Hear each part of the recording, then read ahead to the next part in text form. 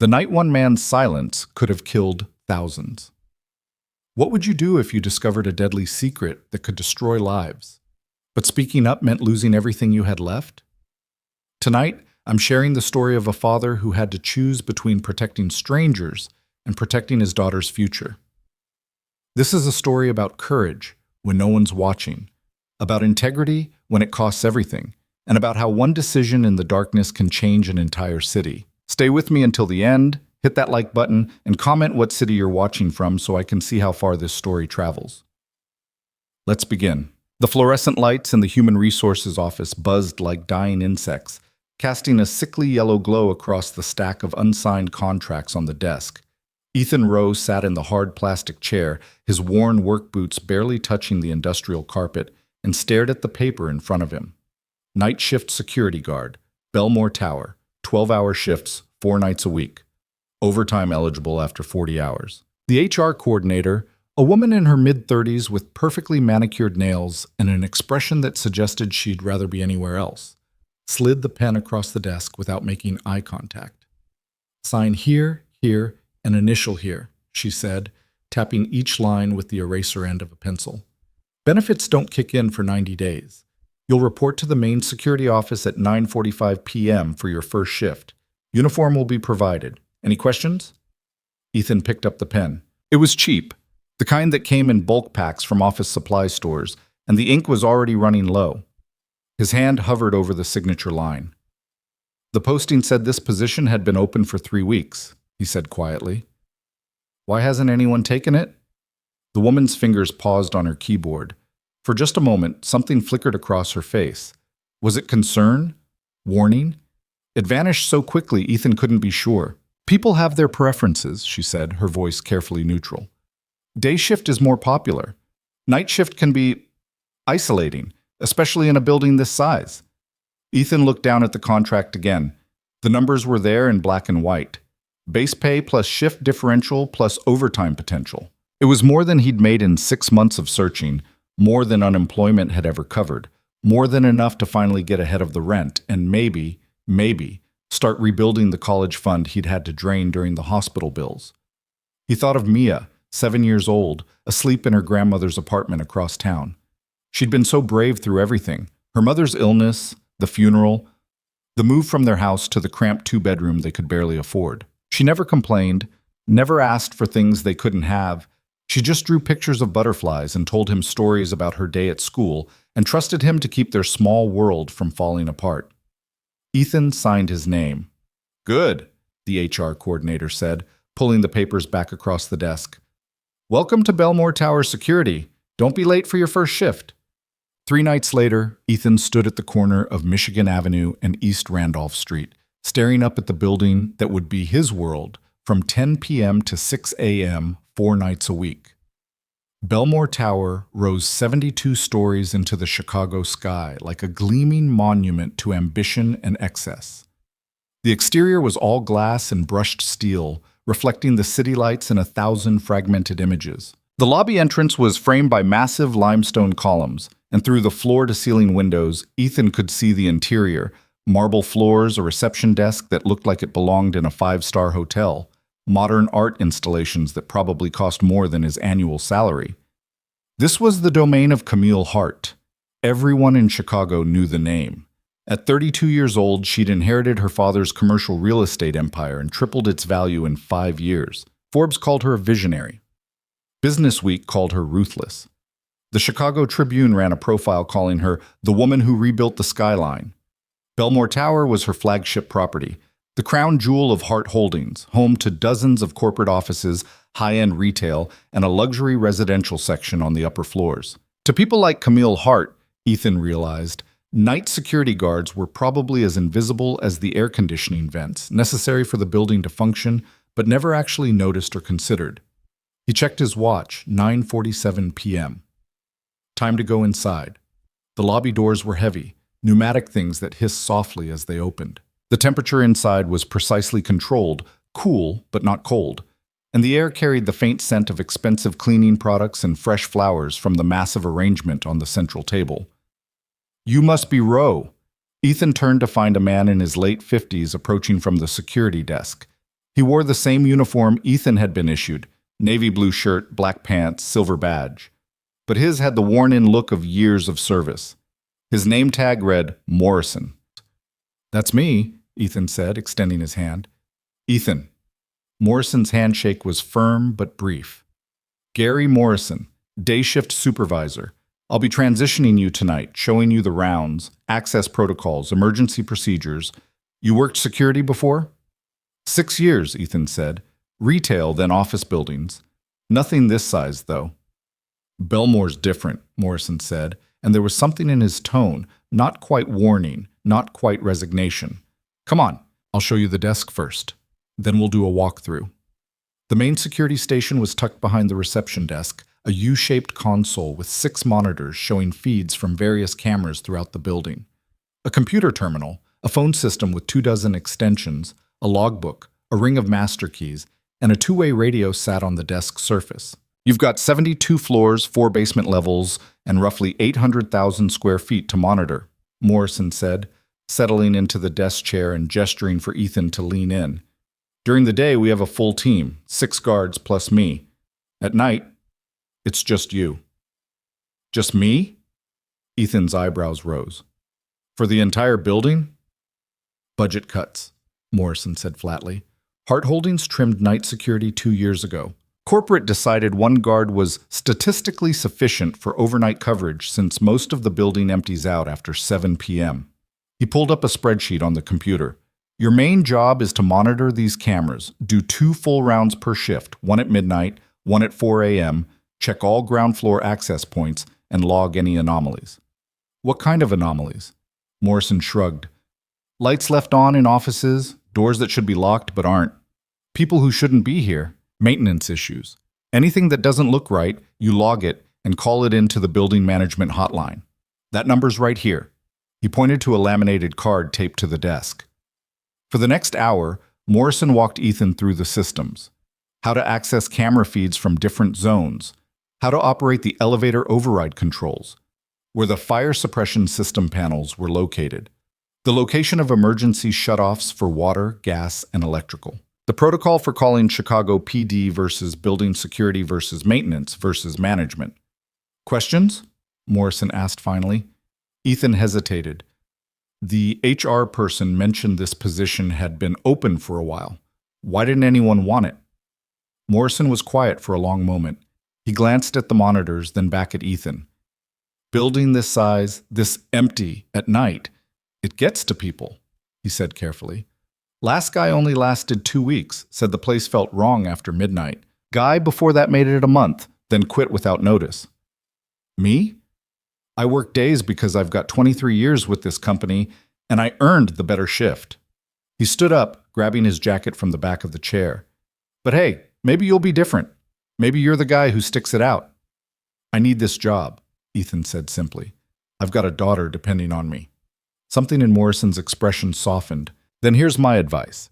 Do your rounds on schedule, log everything accurately, don't go looking for problems that aren't there, and don't let the quiet get inside your head.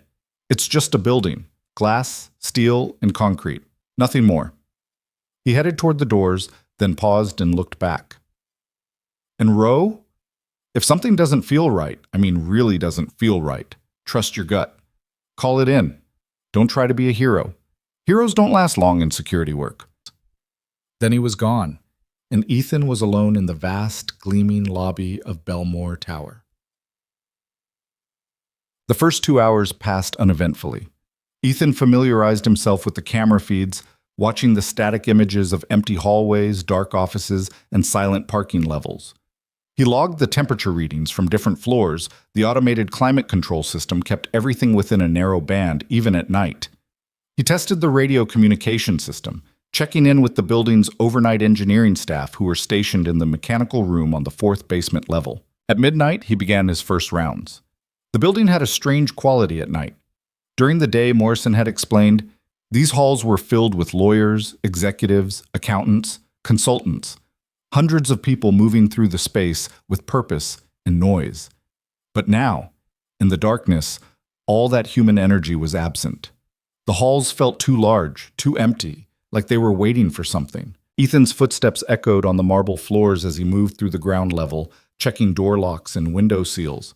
Everything was secure, professional, pristine. He took the elevator to the 10th floor, the first of the major corporate office levels. The elevator chimed softly as the doors opened onto a reception area decorated with modern furniture and abstract art. A sign on the wall read, "Sterling and Associates, Corporate Law." The emergency exit lights cast a green glow down the hallway. Ethan walked the perimeter, checking doors, noting which offices had lights left on. 3, which had computers still running, most of them, actually, which had sensitive documents visible on desks, a surprising number given that this was a law firm. Nothing out of the ordinary. Just an empty office floor at midnight. He was about to head back to the elevators when his phone buzzed in his pocket. The screen showed a text from his mother-in-law, Helen. "Mia couldn't sleep. Wanted to say goodnight to you." A moment later, the phone buzzed again. This time, it was a voice message. Ethan pressed play and held the phone to his ear. "Hi, Daddy." Mia's voice was small, sleepy, but it carried all the trust and love in the world. "Grandma said you're working at the really tall building tonight, the one with all the windows. I hope you're not scared being there all alone. I drew you a picture today of me and you at the park. I'll show you tomorrow when you get home. I love you. Sleep good. Work good. Bye."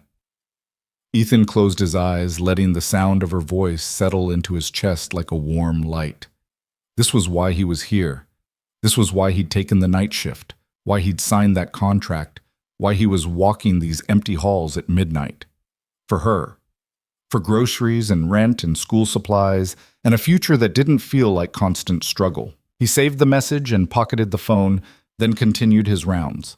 By 1:30 a.m., he'd checked floors 10 through 25 and found nothing unusual. The building was exactly what Morrison said it was. Just glass, steel, and concrete.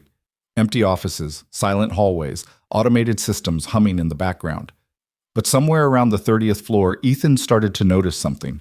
The silence felt different up here, heavier somehow. The air seemed to press against his ears, and the mechanical hum of the HVAC system seemed louder, almost aggressive.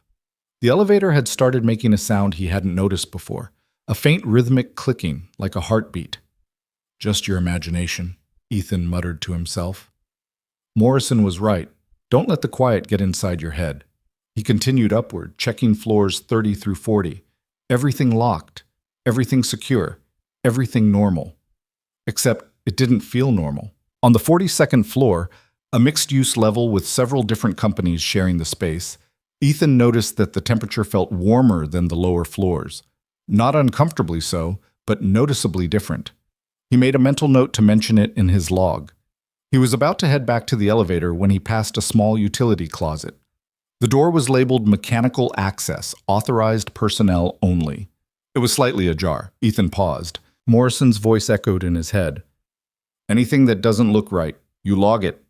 He pulled the door open fully and stepped inside.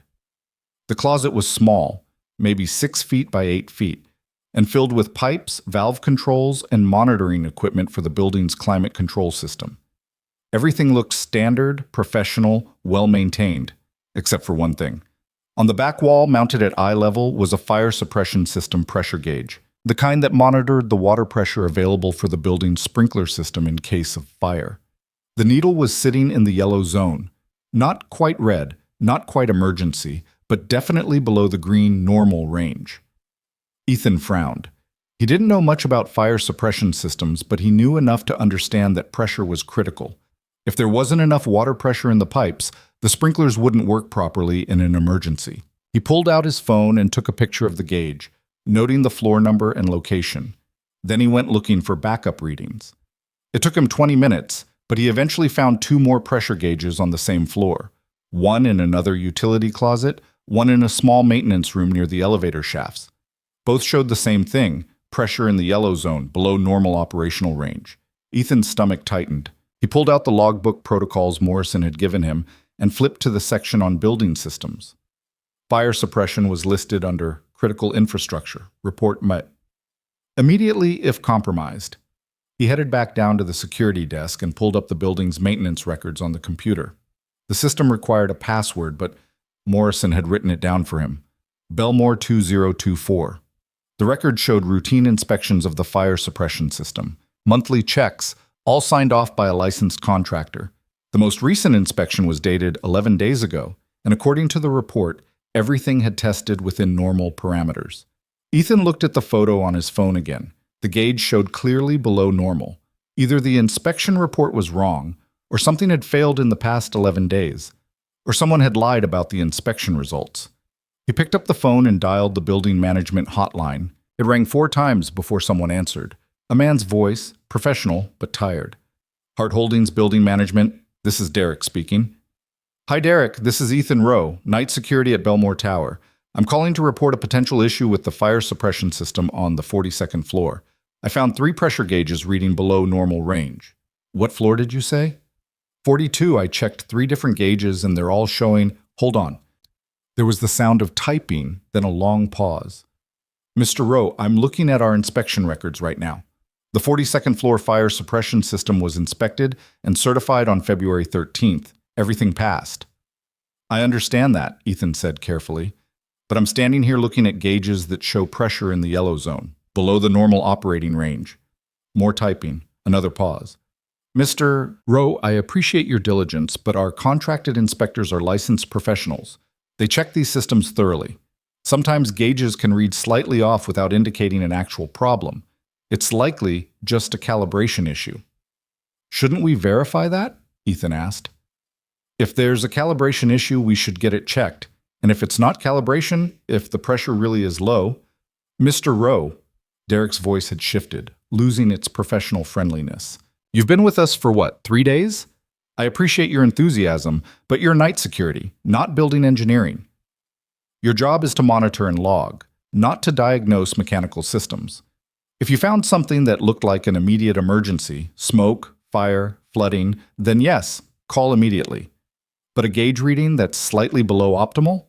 That goes in the log and we'll have our regular maintenance team look at it during business hours. But if there's a fire... Mr. Rowe, please don't create problems where there aren't any. Belmore Tower has state-of-the-art safety systems, all regularly inspected and certified.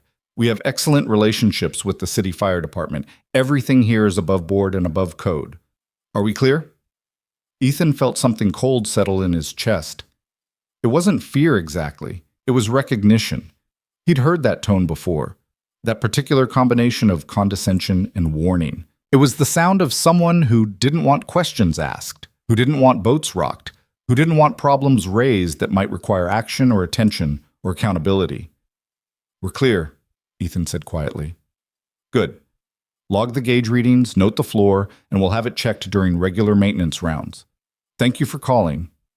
The line went dead. Ethan sat at the security desk, staring at the phone in his hand. Behind him, the monitors cycled through their camera feeds. Empty hallways, dark offices, silent floors stretching up into the night sky. He thought about Morrison's advice. Don't go looking for problems that aren't there. He thought about Derek's warning. Don't create problems where there aren't any. He thought about the pressure gauges sitting in the yellow zone in a building where thousands of people worked every single day. And he thought about Mia's voice on his phone. I hope you're not scared being there all alone. Ethan pulled up the building directory on the computer and started scrolling through floor listings. Floors 40 through 50 housed a mix of companies, investment firms, consulting groups, tech startups, architecture studios. According to the occupancy records, roughly 400 people worked on those floors during regular business hours. 400 people who trusted that the building they worked in would keep them safe.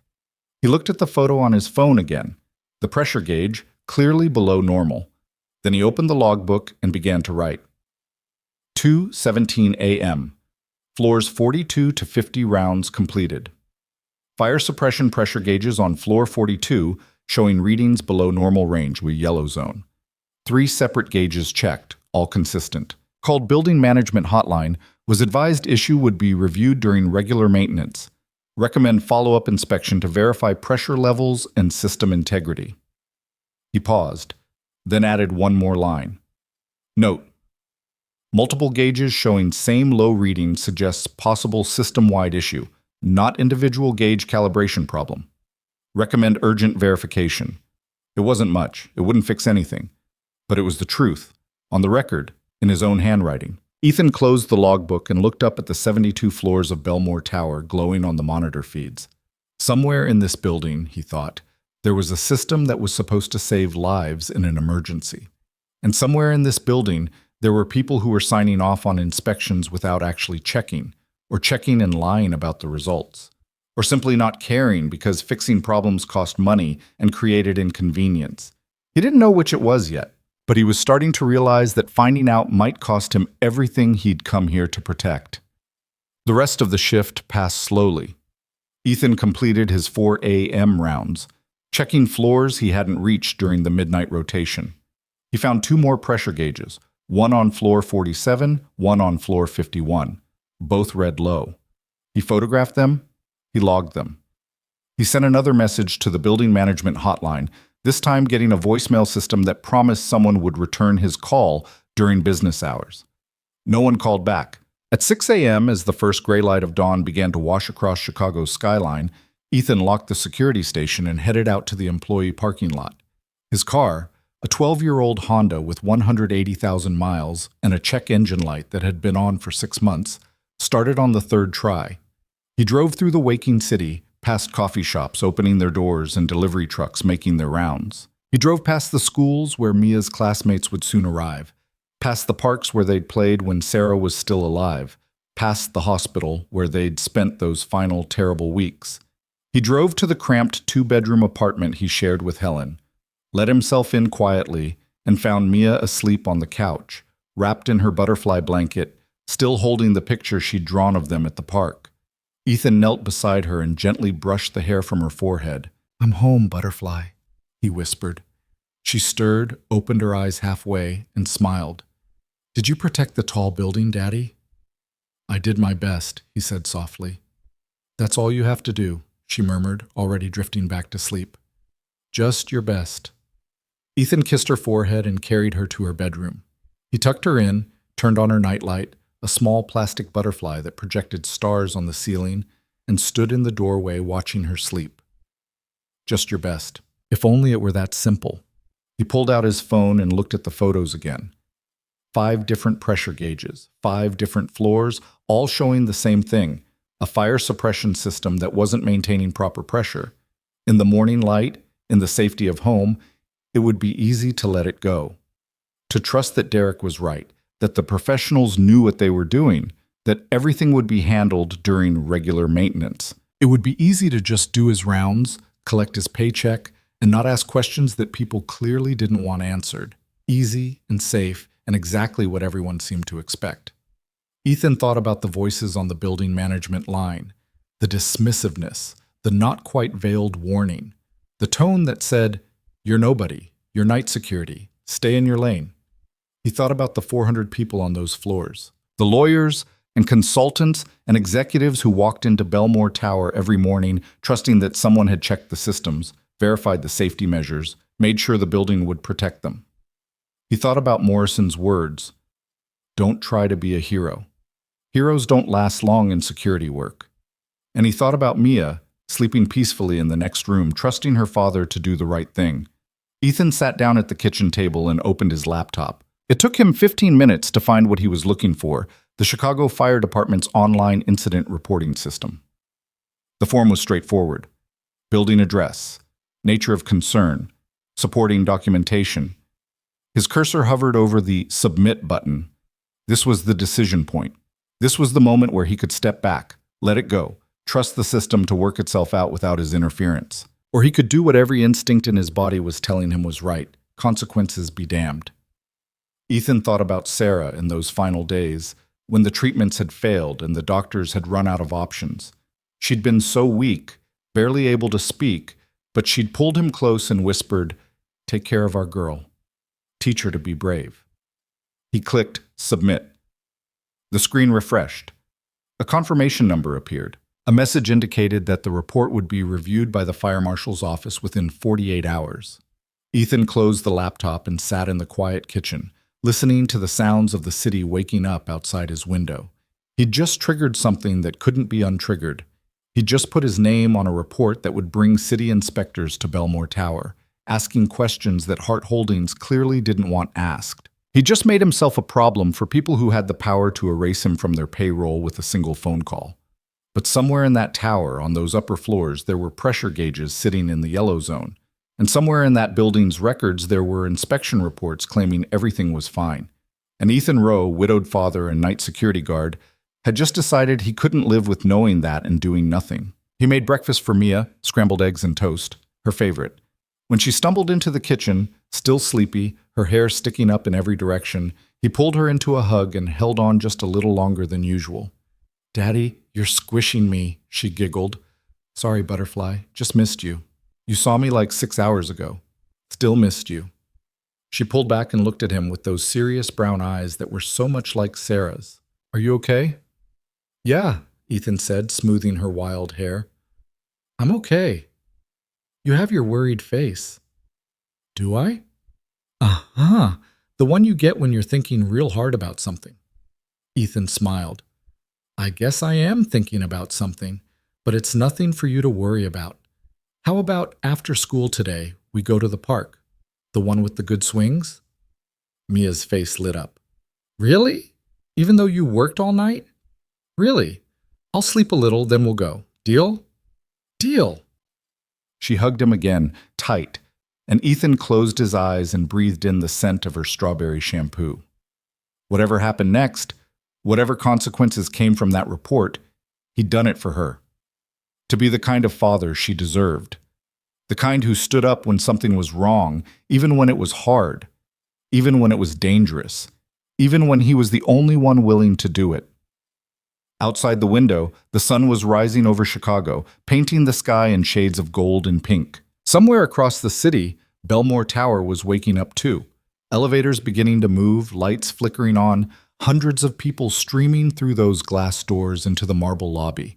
And somewhere in that building, in utility closets and maintenance rooms on the upper floors, pressure gauges continued to sit in the yellow zone. Waiting. The call came on his fourth night shift. Ethan was at the security desk, monitoring the camera feeds and working through his hourly checklist, when the desk phone rang at 11:47 p.m. The caller ID showed an internal extension. Building management. He picked up on the second ring. "Security, this is Rowe." "Mr. Rowe, this is Patricia Chen, Director of Building Operations for Hart Holdings." The voice was female, crisp, professional, and carried the unmistakable weight of authority. "I need you to come up to the administrative offices on 68. Now." Ethan's pulse quickened. "Is there an emergency?" "There's a situation that requires your immediate attention. 68th floor, suite 6801. Use the executive elevator on the north side of the lobby." The line went dead. Ethan stared at the phone for a moment, his mind racing. In 4 nights of work, he'd never been summoned anywhere. Logged the call in the duty book, logged the call in the duty book, grabbed his radio and flashlight, and headed to the executive elevator. The doors opened immediately when he pressed the button, revealing an interior that was noticeably more luxurious than the standard elevators.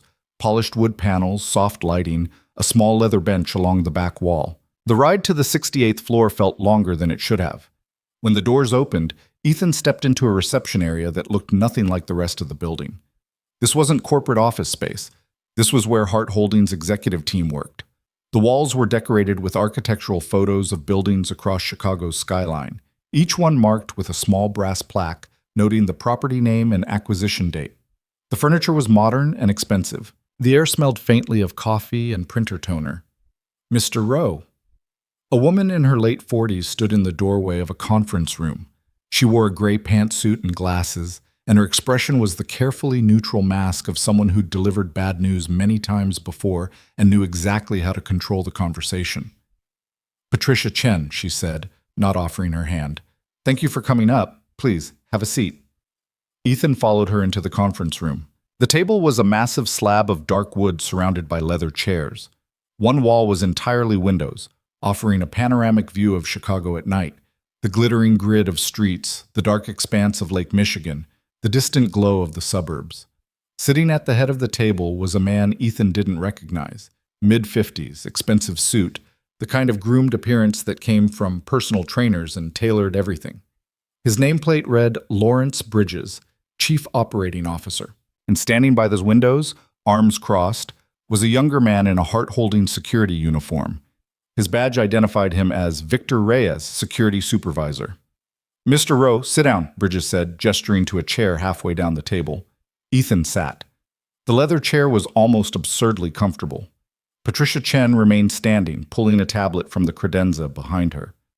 "Mr. Rowe, on February 18th, you submitted a report to the Chicago Fire Marshal's office claiming that Belmore Tower has deficiencies in its fire suppression system. Is that correct?" So that's what this was. "Yes," Ethan said steadily. "I found multiple pressure gauges reading below normal operational range and reported it through the city's incident reporting system." "Without notifying building management first," Bridges said. "It wasn't a question. I called the building management hotline twice," Ethan replied. "I was told the issue would be reviewed during regular maintenance hours. When no one followed up, I submitted the city report." Patricia tapped her tablet screen. "Mr. Rowe, are you aware that filing a false or misleading incident report with the Fire Marshal's office is a violation of City Ordinance 13-196-340, that it can result in fines and potential criminal charges?" "I'm aware that filing a false report is illegal," Ethan said carefully. "But my report wasn't false. I documented what I found." "What you thought you found," Victor Reyes interjected. He pushed off from the wall and moved closer to the table. "Mr. Rowe, you've been working here for 4 days. You're night security, not a licensed fire safety inspector. You don't have the training or expertise to interpret those gauges." "The gauges had clear markings," Ethan said. "Green for normal, yellow for below normal, red for critical. All 5 gauges I checked were in yellow." "Gauges can have calibration variances," Bridges said dismissively. "They can read slightly off without indicating an actual system problem. Our contracted inspectors, who are licensed and certified by the state, verified all fire suppression systems less than 2 weeks ago." Everything passed. Patricia set the tablet down on the table with a sharp click. "Mr. Rowe, do you understand what you've done? Because of your report, we now have city fire inspectors scheduled to arrive tomorrow morning. They'll want to examine our entire fire suppression infrastructure across 72 floors. That's going to shut down normal operations, disrupt our tenants, and potentially trigger insurance reviews and regulatory audits. All because you decided to play hero instead of trusting the professionals."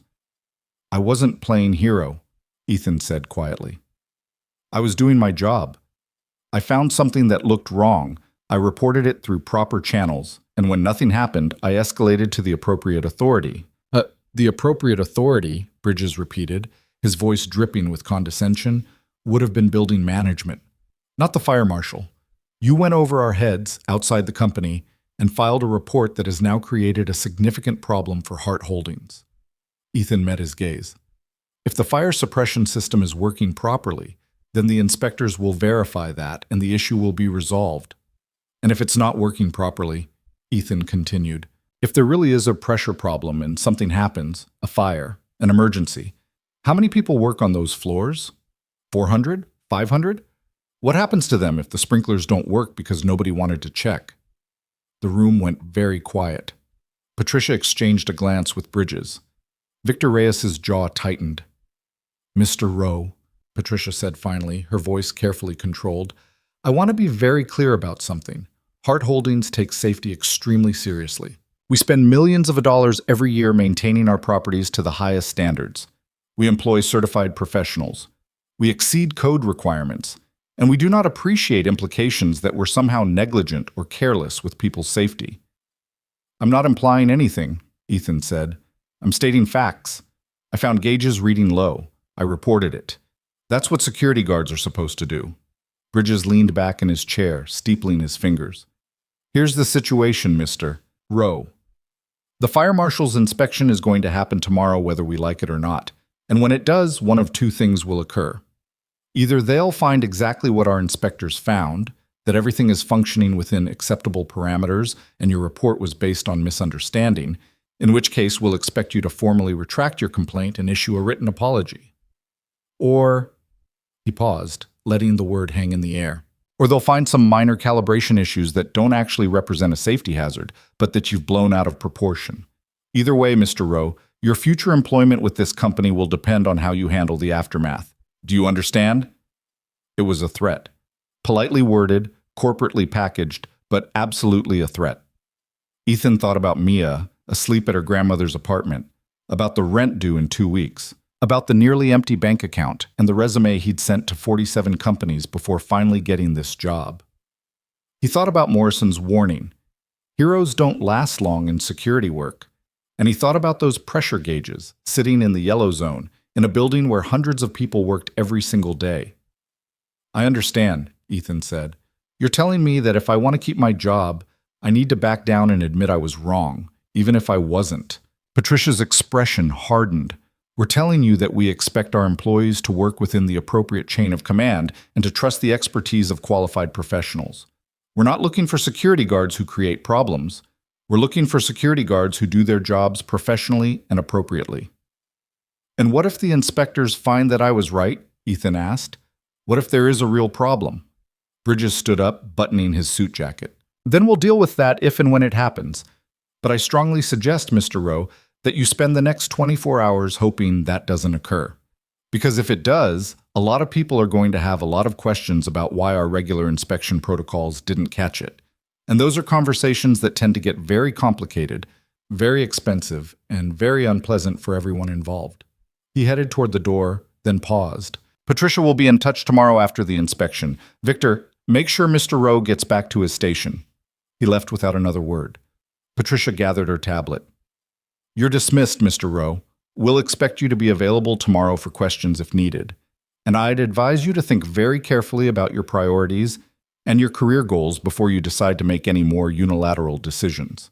She followed Bridges out, leaving Ethan alone with Victor Reyes. The security supervisor studied him for a long moment. You know what your problem is, Rowe? I'm sure you're going to tell me. Your problem is you think this job means something. You think wearing that badge makes you some kind of guardian or protector. Victor shook his head. This isn't about protecting people. It's about protecting property, Hart Holdings property. You monitor the cameras, you lock the doors, you make sure nobody steals the computers. That's it. That's the whole job. What about the people who work here? Ethan asked. The people who work here are covered by insurance, by code compliance, by city regulations, by a dozen different systems that have nothing to do with you. Your job is to observe and report to building management. Not to the fire marshal, not to the police, not to anyone outside the company unless you're specifically instructed to do so. Victor moved toward the door. Come on, I'll ride down with you. They took the executive elevator in silence. When they reached the lobby, Victor paused before heading to his own office. For what it's worth, he said, you're not the first guy to make this mistake. About 2 years ago, we had a day shift guard who reported some electrical issues to OSHA instead of going through proper channels. He thought he was doing the right thing too. What happened to him? He doesn't work here anymore, Victor said flatly. Think about that. Then he was gone, and Ethan was alone again in the vast marble lobby. He returned to the security desk and sat down heavily in the chair. The monitors cycled through their camera feeds. Empty hallways, dark offices, the same silent building he'd been watching for 4 nights. Except now it felt different. Now it felt like every camera was watching him instead of the other way around. His phone buzzed. A text from Helen. Mia wants to know if you'll be home in time to take her to school tomorrow. She has a special project presentation. Ethan closed his eyes. The presentation. He'd completely forgotten. Mia had been working on it for 2 weeks, a poster board about butterflies, her favorite topic. She'd been so excited to share it with her class. He typed back, I'll be there. Promise. Another text came through immediately. Everything okay? You sound stressed. Just work stuff. Nothing to worry about. Tell Mia I love her and I can't wait to see her butterfly project. She says she loves you too, and you better not fall asleep during her presentation like you did at the school play. Ethan smiled despite everything. He'd been working double shifts back then, trying to cover Sarah's medical bills, and he dozed off for maybe 90 seconds during a 4th grade production of Peter Pan. Mia had never let him forget it. I'll bring coffee. Lots of coffee. He pocketed his phone and pulled out his laptop. He had access to the building's maintenance database, and if the fire marshal's inspection was happening tomorrow, Ethan wanted to understand exactly what he'd stumbled into. He started with the fire suppression system documentation. The files were extensive, installation records dating back to when the tower was first built in 1998, upgrade documentation from a major renovation in 2015, routine maintenance logs, inspection reports. He pulled up the most recent inspection report, dated February 13th. The document was 12 pages long, filled with technical specifications and test results. According to the inspector, a company called Midwest Fire Safety Systems, every component of the suppression system had tested within normal parameters. Water pressure, valve function, sprinkler head integrity, alarm systems, backup pumps, everything green across the board. Ethan compared that report to the photos on his phone. The pressure gauges clearly showed yellow readings. Not slightly off, not marginally below optimal. Distinctly, obviously, unmistakably in the caution zone. He dug deeper into the database, looking at older inspection reports. January, December, November. Every single one signed off by Midwest Fire Safety Systems. Every single one reporting normal operation. He pulled up the contract between Hart Holdings and Midwest Fire Safety. It was a 3-year service agreement worth roughly $180,000 annually. Midwest was responsible for all fire suppression system maintenance, testing, and inspection across the entire Hart Holdings portfolio, not just Belmore Tower, but 8 other commercial properties throughout Chicago. That was a lot of money, a lot of incentive to keep the client happy, a lot of pressure to not find problems that would be expensive to fix. Ethan navigated to the building's work order system and searched for any fire suppression-related requests over the past 6 months. He found 3. July. Low pressure alarm in stairwell B, floor 55. Midwest Fire Safety dispatched. Issue resolved. September.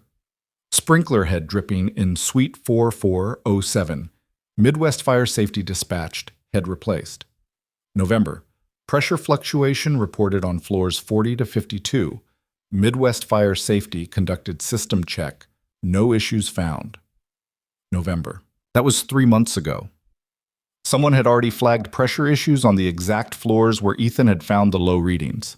He clicked on the work order details. The original report had come from a tenant, an accounting firm on the 45th floor. One of their employees had noticed the pressure gauge in their office's utility closet and reported it to building management. The response from Midwest Fire Safety was brief. Conducted comprehensive pressure testing floors 40 to 52. All readings within acceptable variance. Gauge calibration scheduled for annual maintenance cycle. No immediate action required. Ethan sat back in his chair, his mind working through the implications. 3 months ago, someone noticed the same problem he'd found. They reported it. The contracted inspector checked and said everything was fine, and now, 3 months later, the gauges were still reading low. Either Midwest Fire Safety was incompetent, or they were deliberately ignoring the problem. Or worse, they were being paid to ignore it. He was so focused on the records that he almost didn't hear the footsteps approaching across the marble floor. Burning the midnight oil. Ethan looked up sharply. A woman stood on the other side of the security desk, dressed in designer jeans and a cashmere sweater, carrying a leather messenger bag. She was maybe early 30s, with sharp features and dark hair pulled back in a ponytail. Despite the casual clothes, there was something about her bearing that spoke of authority and wealth. It took Ethan a moment to recognize her from the photos in the business section of the Tribune. Camille Hart. The owner of the building was standing in his lobby at 1:30 in the morning.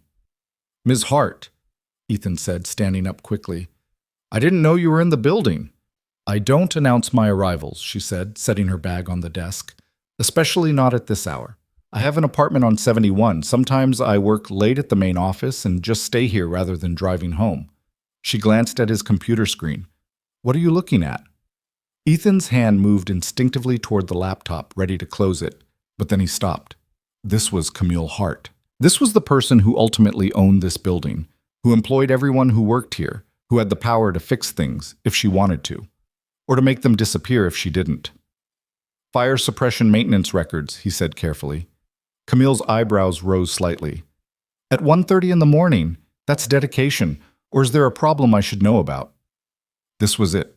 The moment where Ethan could back down, say everything was fine, and possibly save his job. Or he could tell the truth. He thought about Bridges' threat, Patricia Chen's warning, Victor Reyes' story about the guard who'd reported to OSHA and lost his job. And then he thought about those 400 people who worked on the upper floors, who trusted that someone was keeping them safe. There might be, Ethan said. I found pressure gauges on multiple floors reading below normal range. I reported it, and the fire marshal is coming tomorrow to inspect.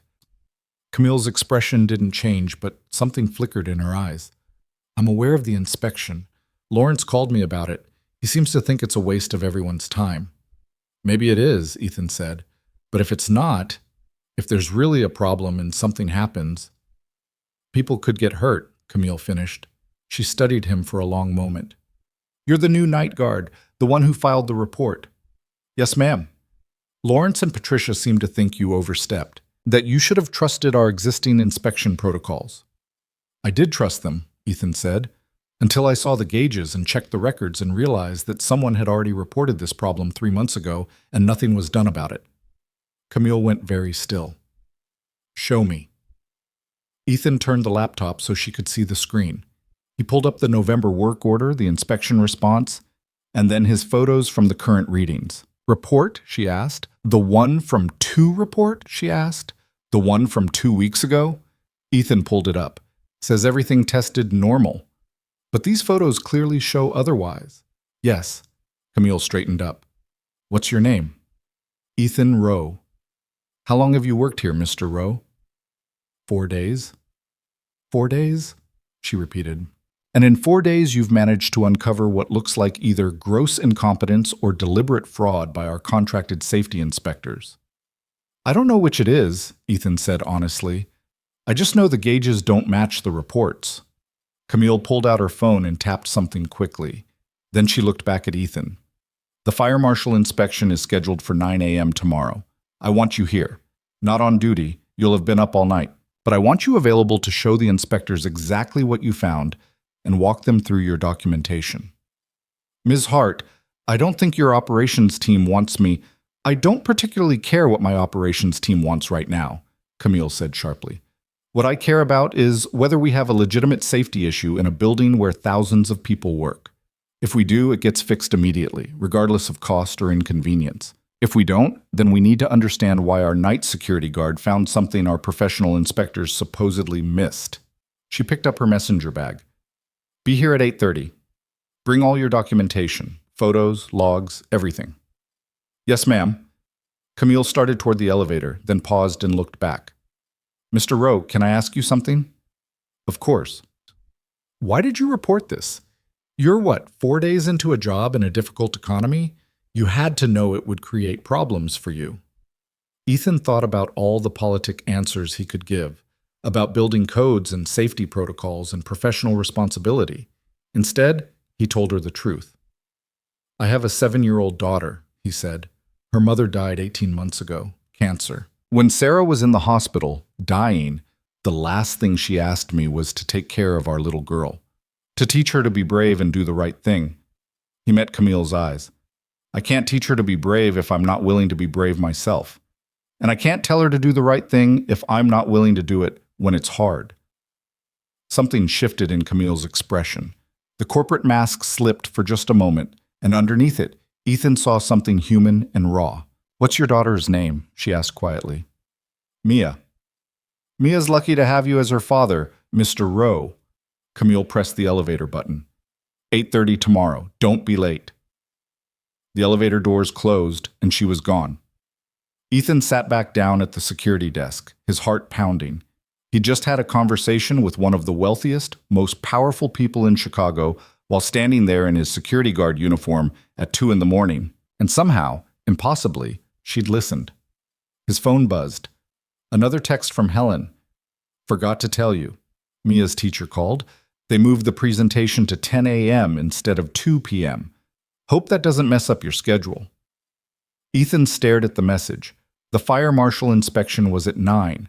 If it ran long, and these things always ran long, he'd never make it to Mia's school by 10. He'd promised her.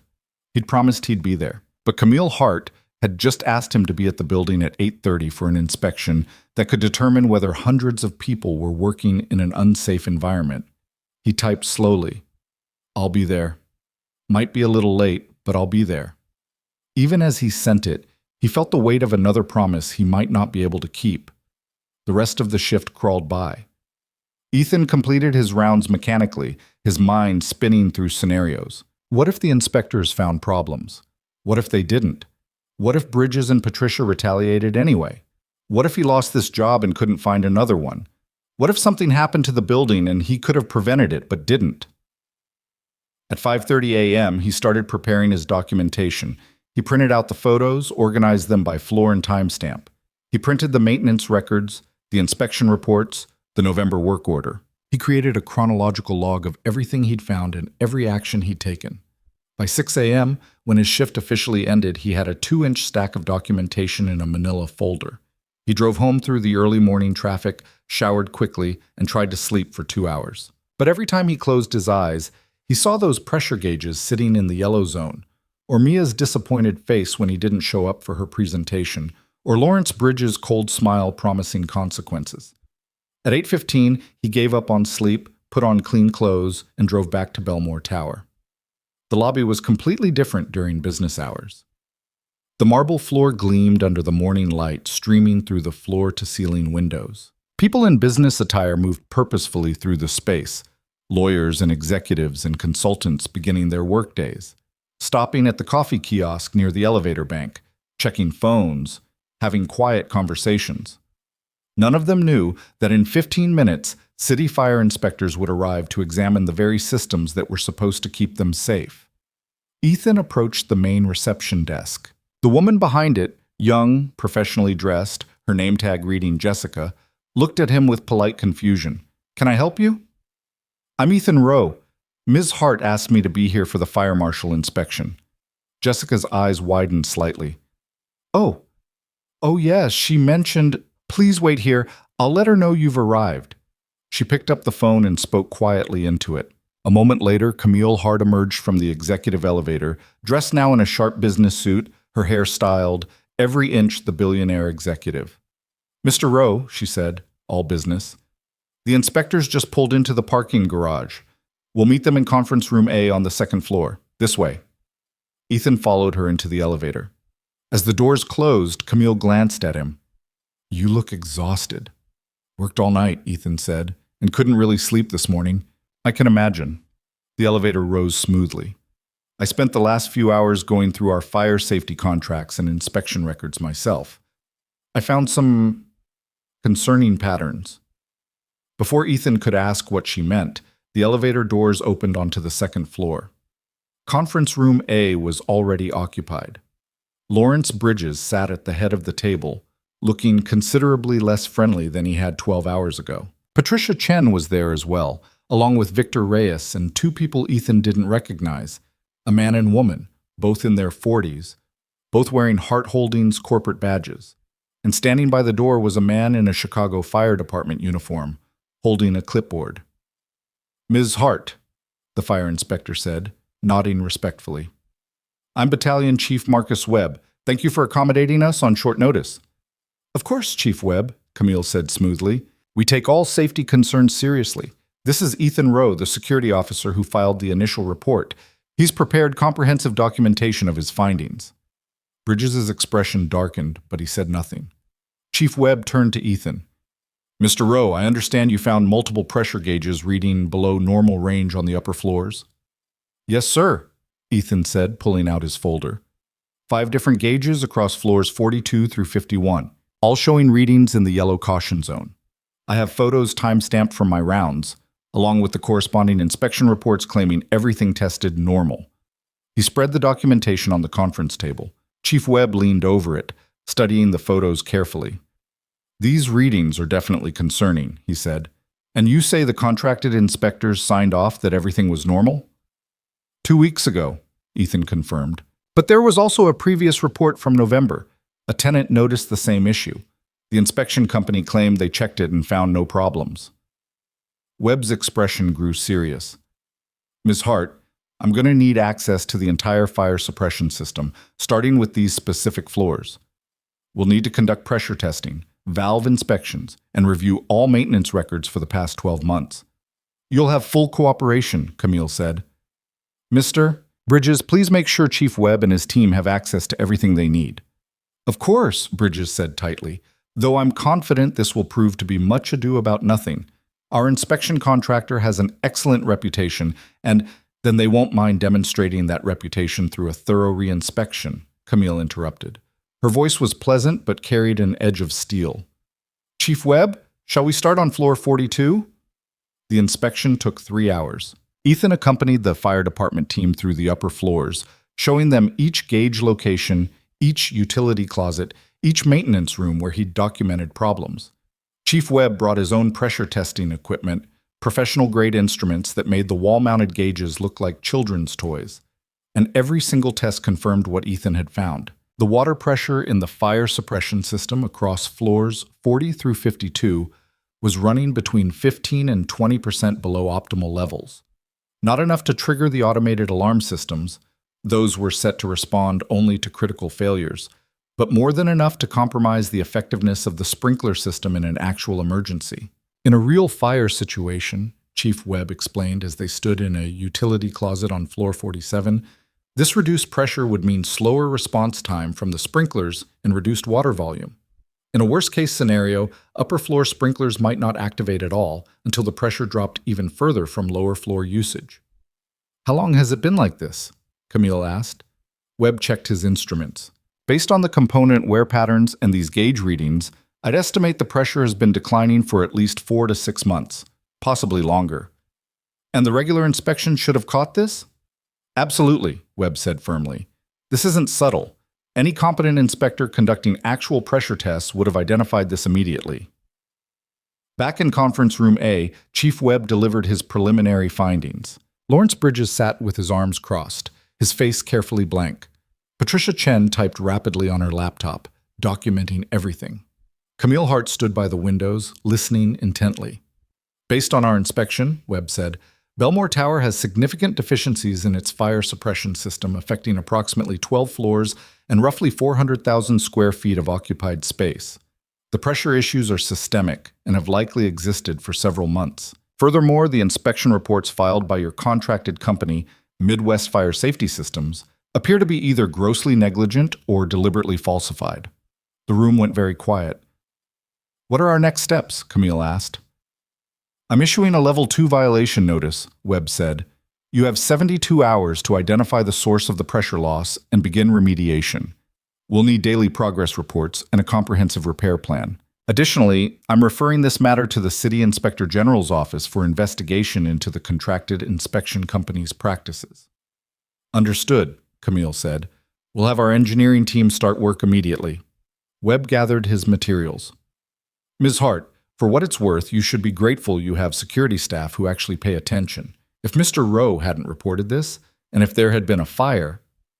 He didn't finish the sentence. He didn't need to. After Webb left, the room remained silent for a long moment. Finally, Bridges spoke. Well, this is unfortunate. Unfortunate? Camille turned from the window, and her voice was ice. Lawrence, we have been operating with a compromised safety system for months, possibly years. We have inspection reports that are demonstrably false. We have 12 floors of occupied space where the fire suppression might fail in an emergency. And your response is that it's unfortunate? I know exactly what you meant, Camille said. Patricia, I want every inspection report from Midwest Fire Safety for the past 3 years. Every property, every system, every signature. And I want our legal team to begin immediate review of our contract with them. Yes, ma'am, Patricia said quietly. Camille looked at Ethan. Mr. Rowe, you're dismissed. Go home. Get some sleep. And thank you for your diligence. Ethan nodded and stood up. As he reached the door, Camille called out, Mr. Rowe, what time is your daughter's presentation? He checked his watch, 10:15. Mia's presentation had started 15 minutes ago. It was at 10, he said. I missed it. Something like regret crossed Camille's face. I'm sorry. It's okay, Ethan said, even though it wasn't.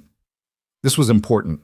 He left the conference room and made his way down to the lobby, his body heavy with exhaustion and a different kind of weight, the knowledge that he'd done the right thing, saved potentially hundreds of lives, and still somehow failed the one person who mattered most.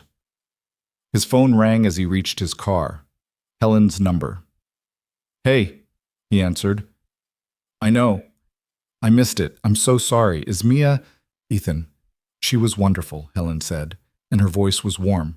She did her whole presentation on monarch butterflies. She talked about migration patterns and life cycles and why we need to protect them. Her teacher said it was one of the best presentations she's seen from a second grader. That's great, Ethan said, and meant it, even as his chest ached. I really wanted to be there. I recorded it on my phone, the whole thing, and Ethan, Mia knows you tried. She knows you were working. She's not upset. She should be. Maybe, but she's not. She told her class that her daddy has an important job protecting people, that sometimes he has to miss things because he's keeping other people safe. Ethan closed his eyes, leaning against his car. She said that? She did, and she meant it. She's proud of you, honey. Even when you can't be there physically, she knows you're there in the ways that matter. They talked for a few more minutes, then Ethan drove home. He made it to the apartment, collapsed on the couch, and fell asleep with his shoes still on. He woke 6 hours later to find Mia sitting on the floor next to the couch, quietly working on a new drawing. Hey, Butterfly, he said groggily. She looked up and smiled. You're finally awake. Grandma said to let you sleep as long as you needed. Ethan sat up, rubbing his face. I'm so sorry I missed your presentation. Your grandma said you were amazing. It's okay, Daddy. She showed me the video. Want to watch it together? I would love that. They sat on the couch, and Helen's phone played the shaky video of Mia standing in front of her classroom, confidently explaining the miracle of butterfly metamorphosis. Ethan watched his daughter, so small, so brave, so full of life, and felt something settle in his chest. You were incredible, he told her when the video ended. I'm so proud of you. Thanks, Daddy. She leaned against him. Grandma said you were doing something really important at work. Did you save people? Ethan thought about those 12 floors, about the gauges in the yellow zone, about Chief Webb's words. If there had been a fire. Yeah, he said quietly. I think maybe I did. That's good, Mia said simply. That's what heroes do. I'm not a hero, Butterfly. I'm just a dad trying to do the right thing. Same thing, Mia said, and smiled up at him with complete faith and trust. Ethan held her close and tried to believe that doing the right thing would be enough, that it wouldn't cost him everything else, that tomorrow, when he went back to Belmore Tower, there would still be a job waiting for him. But deep down, he wasn't sure about any of it. All he knew for certain was that somewhere in Chicago, 400 people would go to work tomorrow in a building that was a little bit safer than it had been yesterday. And that would have to be enough. The phone call came at 6:47 p.m., 3 days after the fire marshal's inspection. Ethan was making dinner, boxed mac and cheese, Mia's favorite, when his cell phone buzzed on the kitchen counter. Unknown number, Chicago area code.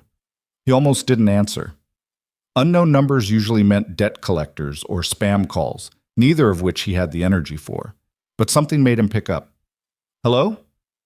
Mr. Rowe, this is Patricia Chen from Hart Holdings. Her voice was crisp, professional, and completely unreadable. I need you to come to the building tomorrow morning at 9 a.m. Ms. Hart would like to speak with you. Ethan's stomach dropped. About what?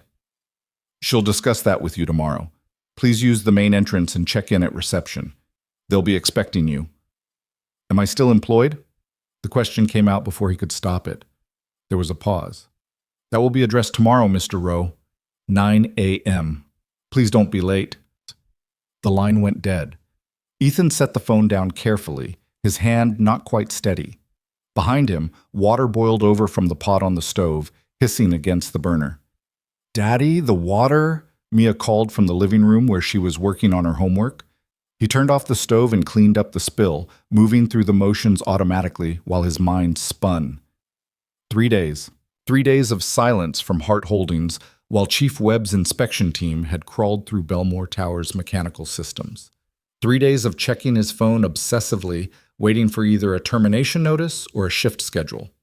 3 days of unemployment websites bookmarked on his laptop just in case. Helen appeared in the kitchen doorway, concern etched on her face. She'd been staying at the apartment more often since the inspection, helping with Mia while Ethan tried to sleep during the day and failed. Who was that? She asked quietly. Hart Holdings. They want me at the building tomorrow morning. That's good, right? They're going to reinstate you? I don't know. Ethan dumped the pasta into the pot. Could go either way. Helen moved closer, lowering her voice so Mia wouldn't hear. Ethan, if they let you go, we'll figure it out. You did the right thing. That matters more than any job. Does it? The words came out harsher than he intended. Does it matter when I can't pay rent? When I can't buy Mia new shoes because her old ones are falling apart? When I have to tell her we can't afford soccer camp this summer? You saved lives, Helen said firmly. You found a problem that could have killed people, and you made sure it got fixed. Don't you dare diminish that.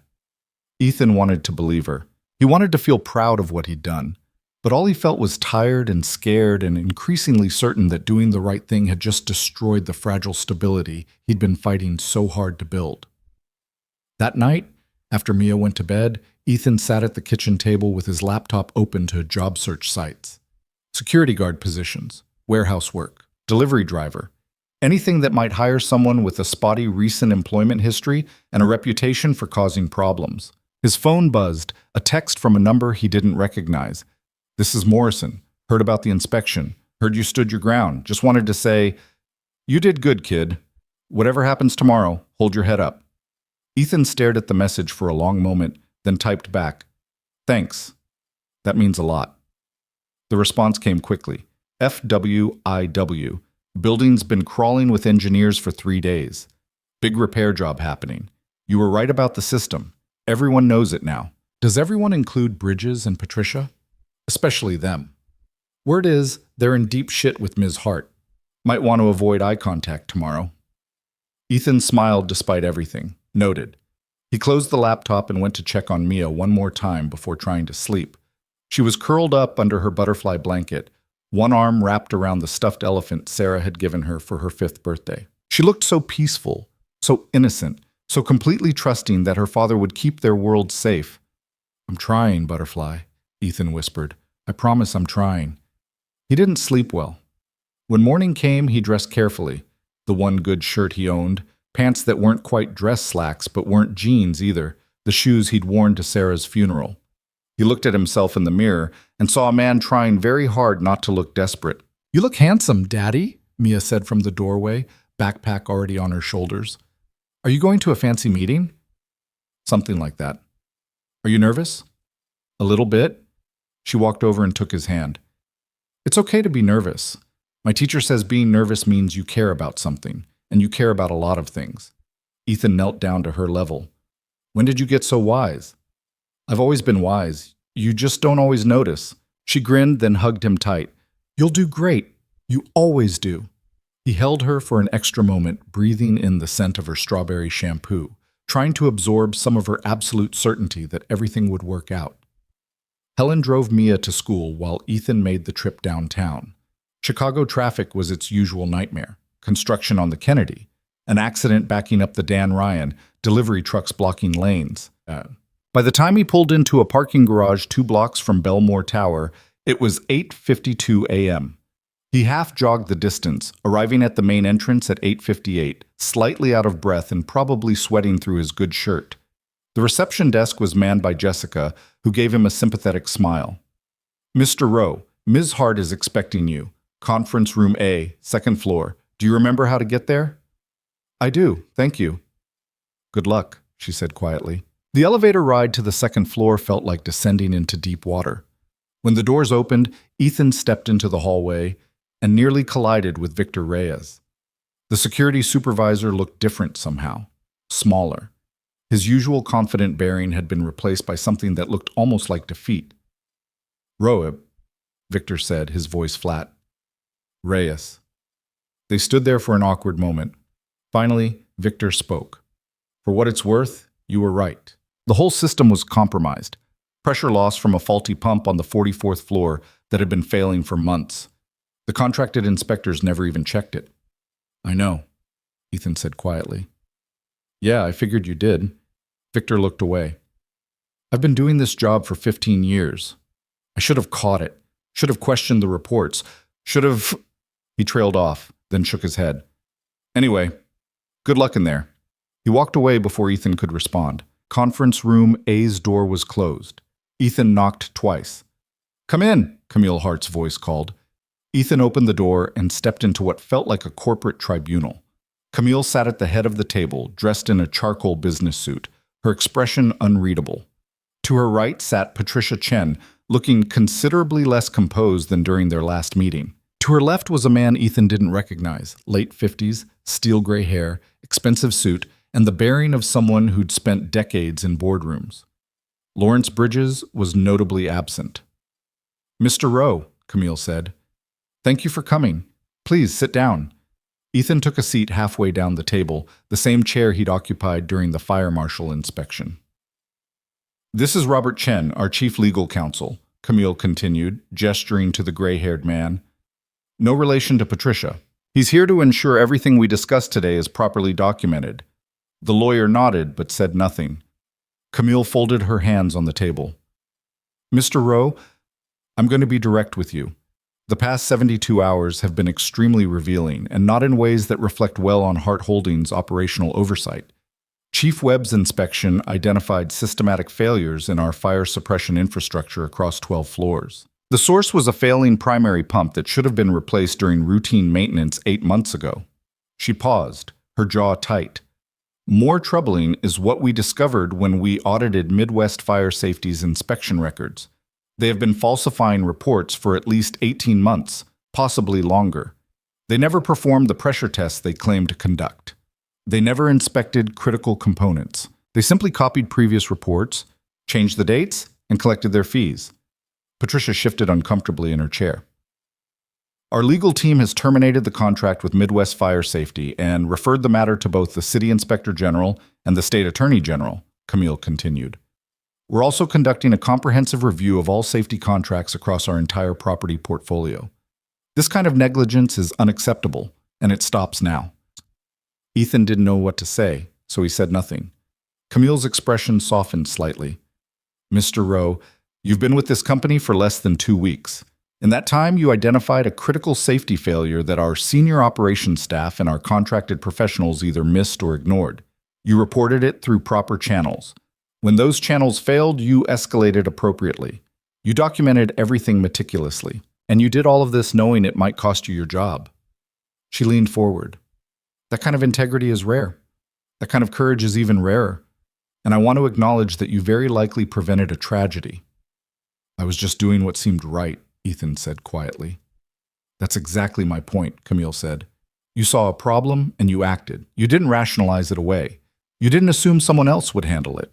You didn't prioritize your own comfort over other people's safety." She glanced at Patricia, who was staring at the table. "That makes you unusual in ways that should be celebrated, not punished." Robert Chen opened a leather portfolio and slid a document across the table to Ethan. "Mr. Rowe, Mrs. Hart would like to offer you a position on Hart Holdings' corporate safety and compliance team. You would report directly to our new director of safety operations. We're hiring someone from outside the company. And your responsibilities would include conducting independent audits of all safety systems across our properties, reviewing contractor performance, and serving as an internal watchdog for exactly the kind of issues you uncovered at Belmore Tower." Ethan stared at the document. It was a formal job offer. His eyes skipped to the salary line and he had to read it twice to make sure he wasn't hallucinating. It was more than double what he'd been making as night security. "This is..." He looked up at Camille. "This is a lot." "It's what the position deserves," Camille said, "and it comes with full benefits, professional development budget, and a signing bonus to help you get settled." She paused. "There is one condition." Here it comes, Ethan thought. The catch. "I need to know that if you see something wrong, you'll tell me. Not Patricia. Not whoever your supervisor is. Me, directly." Camille's voice was firm. "I need someone in this organization who will be honest even when it's uncomfortable. Even when it creates problems, even when it pisses people off. Can you do that?" Ethan thought about the past 2 weeks, about pressure gauges and falsified reports, about threatening phone calls and veiled warnings, about missing Mia's presentation and lying awake at night wondering if he'd destroyed his life for nothing. He thought about Sarah's last words. "Teach her to be brave." "Yes," he said. "I can do that." "Good." Camille stood up and extended her hand. "Welcome to Hart Holdings corporate staff, Mr. Rowe. Patricia will handle the onboarding details." They shook hands. Her grip was firm, her eyes clear. "There's one more thing," Ethan said. "My daughter has activities after school most days. Soccer practice, art class, things like that. I need to be able to pick her up. I need to be there for her." "Your work schedule will accommodate that," Camille said without hesitation. "Family comes first. I should have learned that lesson earlier than I did." Patricia cleared her throat. "Mr. Rowe, I owe you an apology. I dismissed your concerns. I prioritized operational convenience over safety, and I allowed my relationship with our contractors to cloud my judgment. That was wrong, and I'm sorry." Ethan studied her. She looked genuinely contrite, but more than that, she looked frightened. Frightened of being the one who'd let this happen on her watch. "Thank you," he said simply. Robert Chen gathered his materials. "I'll have HR prepare your employment package. You can start as soon as you're ready." The meeting concluded quickly after that. Patricia walked Ethan to the elevator, her professional composure back in place but fragile around the edges. "For what it's worth," she said as they waited for the elevator, "Lawrence Bridges was terminated yesterday. Ms. Hart made it clear that his response to your report, the threats, the intimidation, was grounds for immediate dismissal. She doesn't tolerate that behavior." The elevator arrived. Ethan stepped inside, then turned back. "What happens to the people who worked on those floors? Do they know how close they came?" Patricia's expression darkened. "No. And Ms. Hart decided they don't need to. The problem's been fixed. The system's been upgraded. There's no reason to create panic about something that didn't happen. But it could have happened. But it didn't, because of you." The elevator doors started to close. "Try to take some comfort in that, Mr. Rowe." The doors shut, and Ethan was alone with his reflection in the polished metal. He looked different somehow. Not quite the same man who'd walked into this building 2 weeks ago, desperate for any job that would pay the bills. He pulled out his phone and called Helen. "How did it go?" She answered on the first ring. "I got promoted." Silence. Then, "What?" "They offered me a position on the corporate safety team. Real salary, benefits, everything. I start next week." Helen's laugh was half sob. "Oh, thank God. Ethan, that's incredible. I'm so proud of you. I need to pick up Mia from school today. Can you tell her I'll be there?" "You're not working tonight?" "No more night shifts," Ethan said, and felt something tight in his chest finally loosen. No more missing her presentations or falling asleep at the breakfast table. Regular hours, real stability. "She's going to be so happy." Helen paused. "Ethan, I know the past 18 months have been hard. Losing Sarah, the money struggles, everything. But you did it. You kept going. You took care of Mia, and you did the right thing even when it was terrifying. I'm so proud of you." Ethan closed his eyes. "Thanks, Helen. That means everything." He drove to Mia's school and arrived 20 minutes early, so he sat in the parent pickup line and watched other families reunite.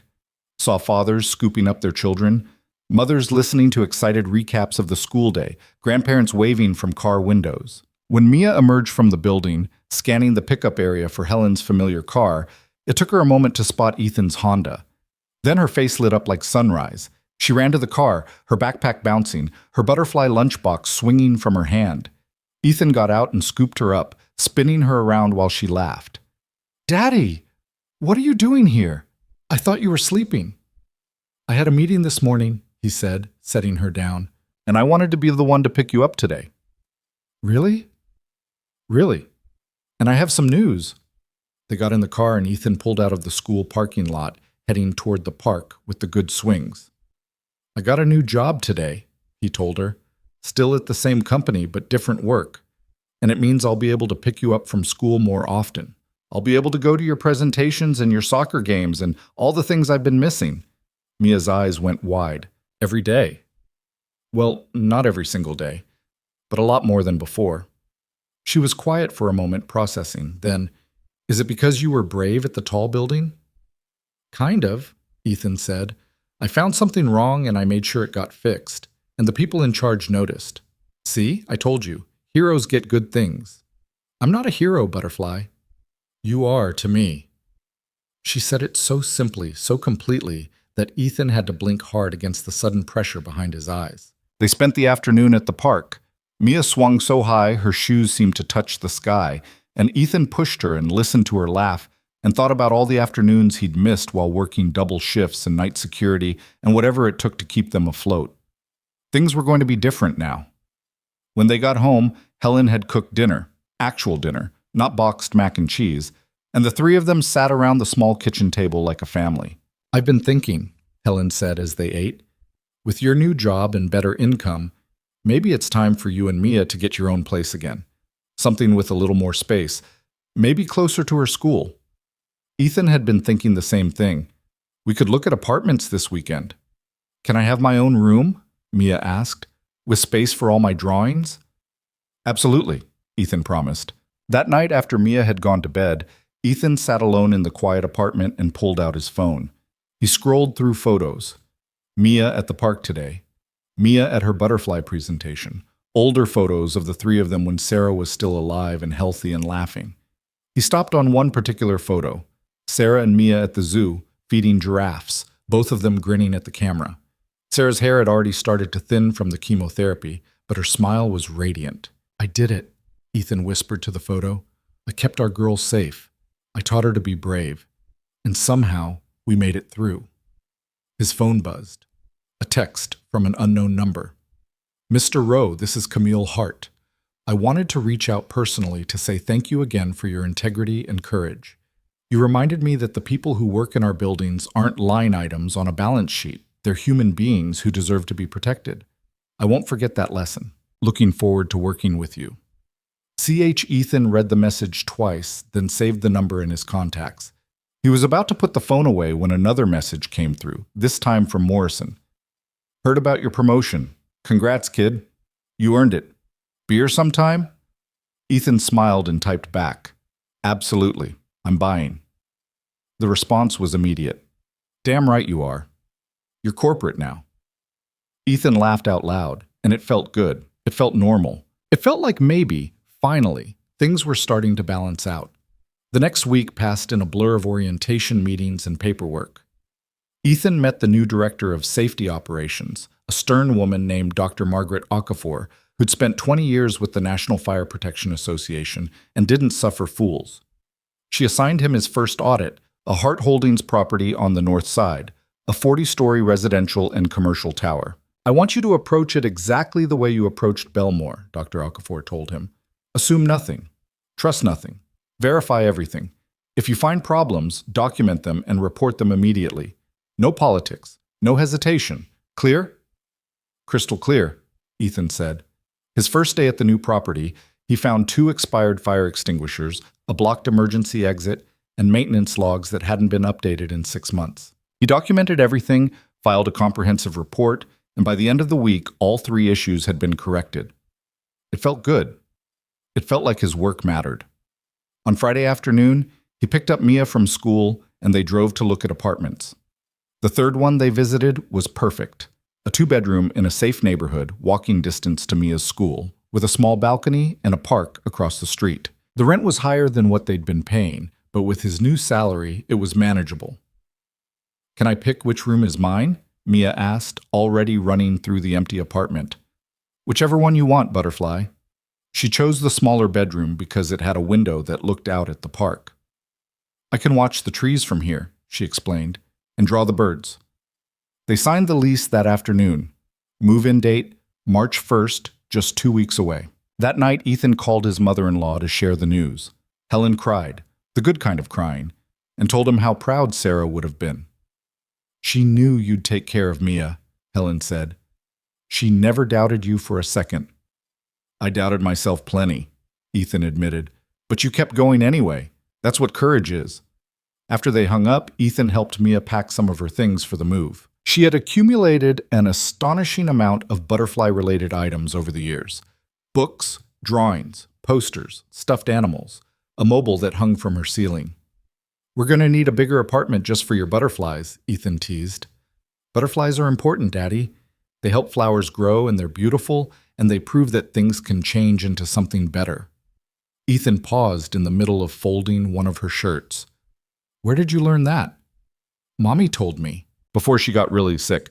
She said butterflies start as caterpillars And then they go into a cocoon and it's hard and dark, but then they come out as something beautiful. Mia looked up at him with those serious brown eyes.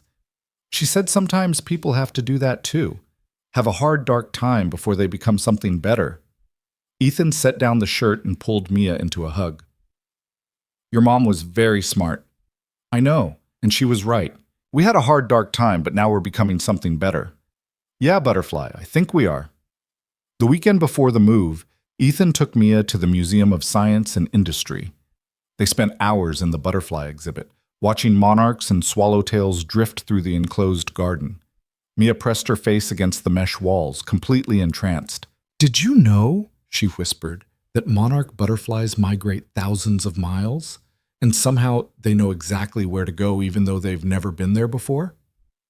How do they know? Ethan asked. Nobody's completely sure, but they think it's something in seeing them, something that tells them which way is home.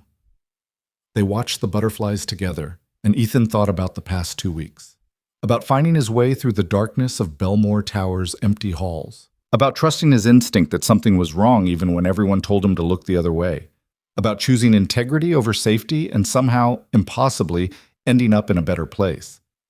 Maybe Mia was right. Maybe people did have something inside them that pointed toward home, toward safety, toward the right path. Maybe you just had to trust it even when you couldn't see where you were going. On Monday morning, Ethan's second week in his new position, he received an email from Camille Hart marked high priority. The subject line read, "Thank you." He opened it in his small office, a real office with a door and a window and his name on a nameplate, and read, Mr. Rowe, I wanted to update you personally on the Billionaire Tower situation. The fire suppression system has been fully repaired and upgraded. All pressure issues have been resolved. We've installed new monitoring equipment that will alert our engineering team immediately if any problems develop in the future. Additionally, we've implemented new oversight protocols for all contractor inspections across our entire portfolio. Dr. Okafor is leading that initiative with your input. The total cost of the repairs and upgrades was just under $2 million. It's money we should have spent months ago and would have spent if our systems had been working as intended. But thanks to your diligence, we discovered the problem before anyone was hurt. I did the math. On a typical weekday, approximately 1,800 people work on floors 40 to 52. If there had been a fire and the suppression system had failed, I don't want to think about that. But I want you to know that those 1,800 people go home safe every night in part because you were willing to speak up when it mattered. You should be proud of that. I am grateful for it. Best regards, Camille Hart. Ethan read the email 3 times. 1,800 people. He'd known the numbers abstractly, had seen them in occupancy reports and fire safety documents. But seeing it spelled out like this, 1,800 individuals with families and lives and futures, made it real in a way it hadn't been before. He'd saved them. Not single-handedly, not dramatically, but through simple persistence and refusing to look away from an uncomfortable truth. He printed the email and tucked it into his desk drawer, then got back to work reviewing maintenance logs for the Northside property.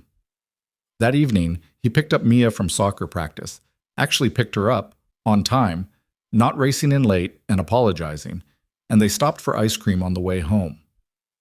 How was practice? He asked as Mia attacked her chocolate cone with enthusiasm. Good. Coach says I'm getting really fast, and I scored 2 goals during scrimmage. She paused mid-lick. Daddy, are you happy? The question caught him off guard. What do you mean? I mean, are you happy? Like, really happy? Because you seem different lately. Less worried. Ethan considered the question seriously. Was he happy? 2 weeks ago, he'd been terrified of losing his job, of failing Mia, of proving that he couldn't keep his family afloat without Sarah. Now he had a job he was good at, an apartment they could afford, and the ability to be present in his daughter's life. Yeah, he said softly. I think I am happy. Are you? Uh-huh. And I think Mommy would be happy too, that we're okay. I think you're right, Butterfly. They finished their ice cream and drove home through the Chicago evening, the city lights beginning to glow as the sun set behind the skyline. Somewhere in that skyline was Billionaire Tower, its 72 floors gleaming in the fading light, its fire suppression system finally working the way it was supposed to. Somewhere in that building, 1,800 people would arrive tomorrow morning, ride the elevators to their offices, and go about their work without ever knowing how close they'd come to disaster. They didn't need to know. They just needed to be safe. And Ethan Rowe, former night security guard and current safety inspector, had made sure they were. It was enough. More than enough. It was everything. The moving truck arrived at 7 a.m. on March 1st, and with it came the strange, bittersweet feeling of closing one chapter and opening another. Ethan stood in the doorway of Helen's apartment, the place that had been their refuge for 18 months, and watched the movers carry boxes down to the truck. Everything they owned fit into a 16-foot rental. 2 beds, a couch that had seen better days, Mia's desk, kitchen supplies, and boxes upon boxes of memories. "You don't have to do this, you know," Helen said from behind him. She was making coffee in the kitchen, the familiar morning ritual that had become routine during their time living together. "You're welcome to stay as long as you need." "I know," Ethan said, turning to face her. "And I can never thank you enough for everything you've done for us. But Mia needs her own space. And honestly, so do I. We need to learn how to be our own family again." Helen nodded, her eyes bright with unshed tears. "Sarah would be so proud of you, of both of you." "I hope so." Mia emerged from what had been her bedroom, carrying her stuffed elephant and looking uncertain. "Grandma, are you going to visit us at the new place?" "Every week," Helen promised, kneeling down to hug her granddaughter. "And you can come back here whenever you want. This is still your home, too." "I'm going to miss you," Mia said, her voice small. "Oh, sweetheart, I'm going to miss you, too. But you're going to love your new apartment, your own room with that beautiful window looking at the park." By 9 a.m., the truck was loaded and ready. Ethan helped Mia into his Honda while Helen stood on the sidewalk waving. As they pulled away, Ethan watched her in the rearview mirror, a solitary figure getting smaller and smaller until they turned the corner and she disappeared from view. "Are you sad, Daddy?" Mia asked. "A little," Ethan admitted, "but also excited. This is a good thing, Butterfly. A fresh start." The new apartment was in Lincoln Park, a neighborhood that felt worlds away from their previous cramped quarters. Tree-lined streets, families walking dogs, coffee shops with outdoor seating even in late winter. The building itself was well maintained with a secure entrance and a friendly superintendent who introduced himself as Marcus. "You're the folks in 3B, right?" Marcus said, helping them with some of the heavier boxes. "Welcome to the building. Anything you need, just knock on my door. I'm in the basement office." The apartment was empty and full of potential, hardwood floors that creaked pleasantly underfoot, large windows that let in streams of morning light, a kitchen with actual counter space. 2 bedrooms separated by a hallway, giving Mia the privacy and independence she was starting to need. Can I decorate my room however I want?" Mia asked, standing in the doorway of the smaller bedroom. "However you want," Ethan confirmed. "We can go to the store this weekend and pick out paint colors if you'd like." "Can it be purple? With butterfly stickers on the walls?" "Absolutely." Mia grinned and ran into the room, her footsteps echoing on the bare floor. Ethan listened to her talking to herself, planning where her bed would go, where she'd hang her drawings, where the perfect reading corner would be. It took most of the day to unpack. By 6 p.m., the basic necessities were in place. Beds assembled, kitchen functional, bathroom stocked. The living room was still mostly boxes, but it was livable. They ordered pizza for dinner and ate sitting on the floor of the living room, the empty space around them feeling both daunting and full of promise. "This is nice," Mia said through a mouthful of pepperoni. "It's quiet here." She was right. After 18 months of hearing Helen's television through thin walls, of sharing every sound and moment, the quiet of their own space felt almost luxurious. That night, Ethan tucked Mia into her bed in her new room. She looked tiny in the space, her butterfly nightlight casting familiar stars on an unfamiliar ceiling. "I like it here," she said sleepily. "It feels like ours." "It is ours," Ethan said, smoothing her hair. "All ours." "Daddy, do you think Mommy knows we moved?" The question hit him in the chest. "I think if she's watching over us, she knows. And I think she's happy we have a place that feels like home again." "Me too." Mia yawned. "Good night, Daddy." "Good night, Butterfly." He left her door cracked open, the way she liked it, and walked through the apartment, turning off lights. In his own bedroom, he unpacked only what he needed for the night: sheets, pillow, alarm clock. The rest could wait. Before getting into bed, he pulled out his phone and sent a text to Helen. "We're all settled. Mia loves her room. Thank you again for everything." The response came quickly. "I'm so glad. Sleep well in your new home." Ethan set the phone on the nightstand and lay back in the darkness, listening to the unfamiliar sounds of the building, pipes settling, neighbors moving around upstairs, the distant sound of traffic from the street below. It all felt foreign and familiar at once, like trying on a new life that almost fit but would need time to break in properly. The next morning was Saturday, and Ethan woke early to find Mia already up, sitting on the living room floor surrounded by her art supplies, drawing on a large sheet of paper. "What are you working on?" he asked, settling down beside her with his coffee. "A welcome picture for our apartment. See? That's our building, and that's the park across the street, and those are butterflies flying around because they bring good luck. It's beautiful. When it's done, we can hang it on the wall, so everyone knows this is our home." They spent the weekend unpacking and arranging, transforming the empty apartment into something that felt lived in and loved. Ethan hung Mia's drawings in her room, arranged Sarah's photo on the bookshelf in the living room, set up the kitchen so he could actually cook proper meals. On Sunday evening, there was a knock at the door. Ethan opened it to find Camille Hart standing in the hallway, dressed casually in jeans and a sweater, holding a potted plant. "Ms. Hart," Ethan said, surprised. "What are you doing here?" "I heard through HR that you'd moved this weekend," Camille said. "I wanted to stop by and welcome you properly. May I come in?" "Of course." Ethan stepped aside, suddenly aware of the boxes still scattered around the living room. Camille entered and handed him the plant, a beautiful orchid with purple blooms. "Housewarming gift. I know it's traditional, but I've always liked orchids. They're resilient." "Thank you. That's very thoughtful." Mia appeared from her room, curious about the visitor. When she saw Camille, she stopped short. "You're the lady from Daddy's work," she said. "The one who owns the tall building." Camille smiled. "That's right, and you must be Mia. Your father talks about you all the time." "He does?" "Constantly. He showed me your butterfly presentation video. It was very impressive." Mia beamed. "Do you want to see my new room? I have a window that looks at the park." "I'd love to," Camille said. Ethan watched as his 7-year-old daughter took one of Chicago's wealthiest businesswomen by the hand and led her down the hallway, chattering about her decorating plans and her butterfly collection and the purple paint they were going to buy next weekend.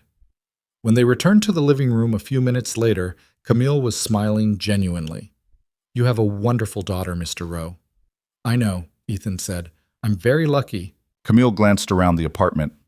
"This is a good neighborhood, safe, good schools, close to the office, but not too close." "It feels right," Ethan agreed. There was a pause, and then Camille's expression shifted to something more serious. "Actually, there's another reason I wanted to stop by. I have something I need to discuss with you, and I thought it would be better to do it here rather than at the office."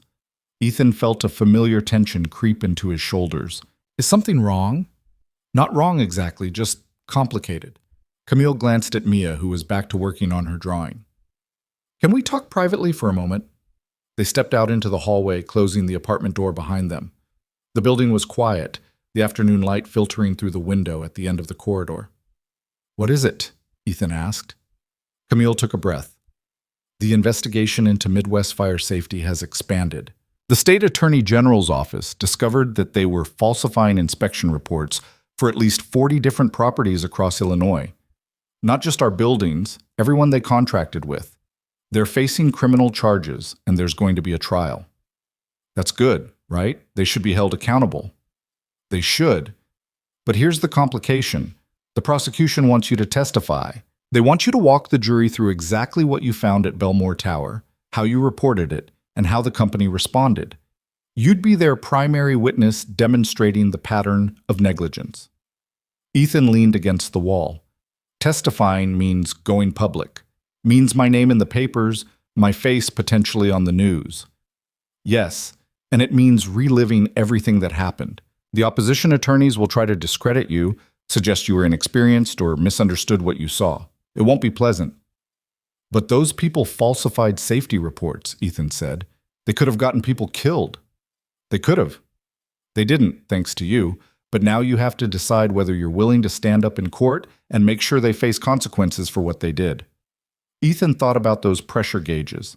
About 1,800 people who went to work every day trusting that someone had checked the systems meant to protect them.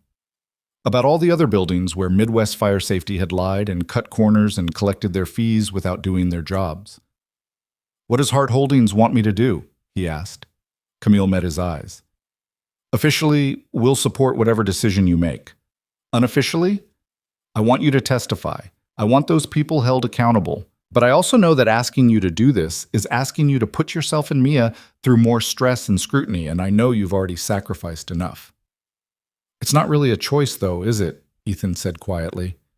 "If I don't testify, they might get away with it. They might keep doing it somewhere else. Possibly. Or the prosecution might have enough evidence from the other properties to convict without you. I honestly don't know." Ethan looked back at his apartment door, thinking about Mia on the other side, drawing her welcome picture, planning her purple room, believing absolutely in her father's ability to do the right thing. "I'll testify," he said, "but I need a favor." "Name it."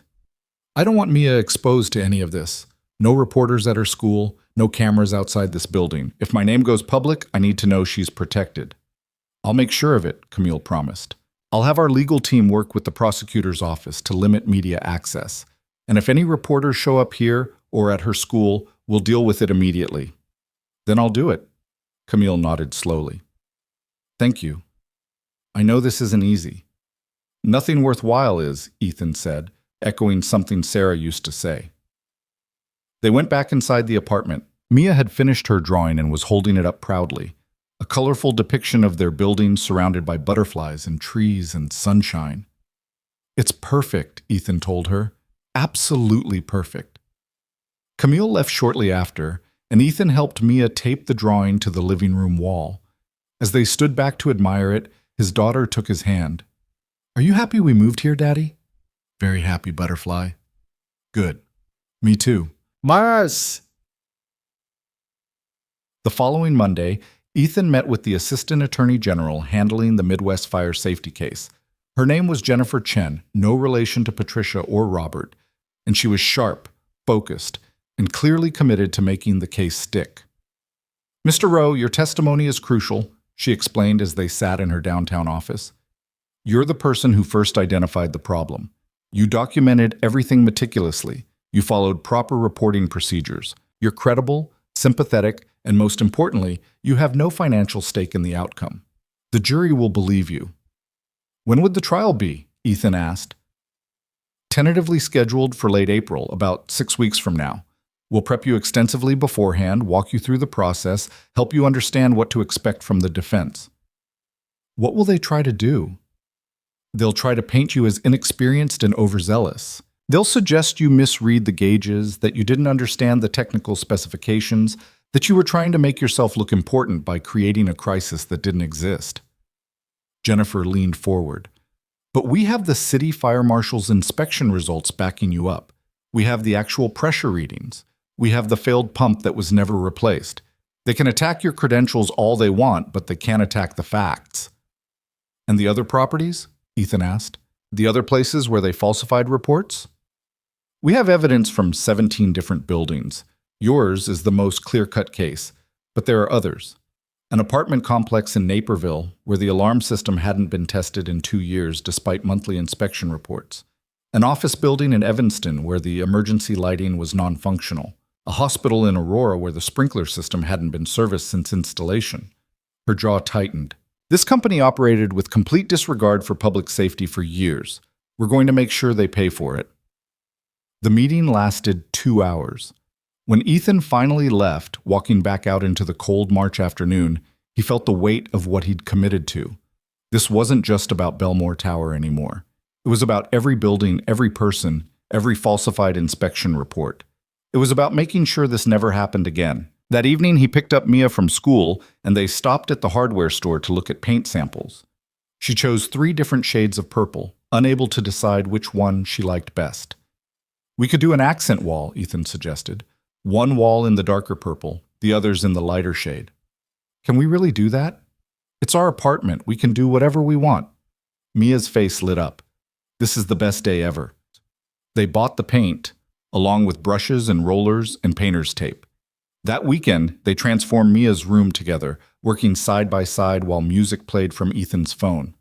Mia got more paint on herself than on the walls, but she laughed the whole time, and that was what mattered. By Sunday evening, the room was finished.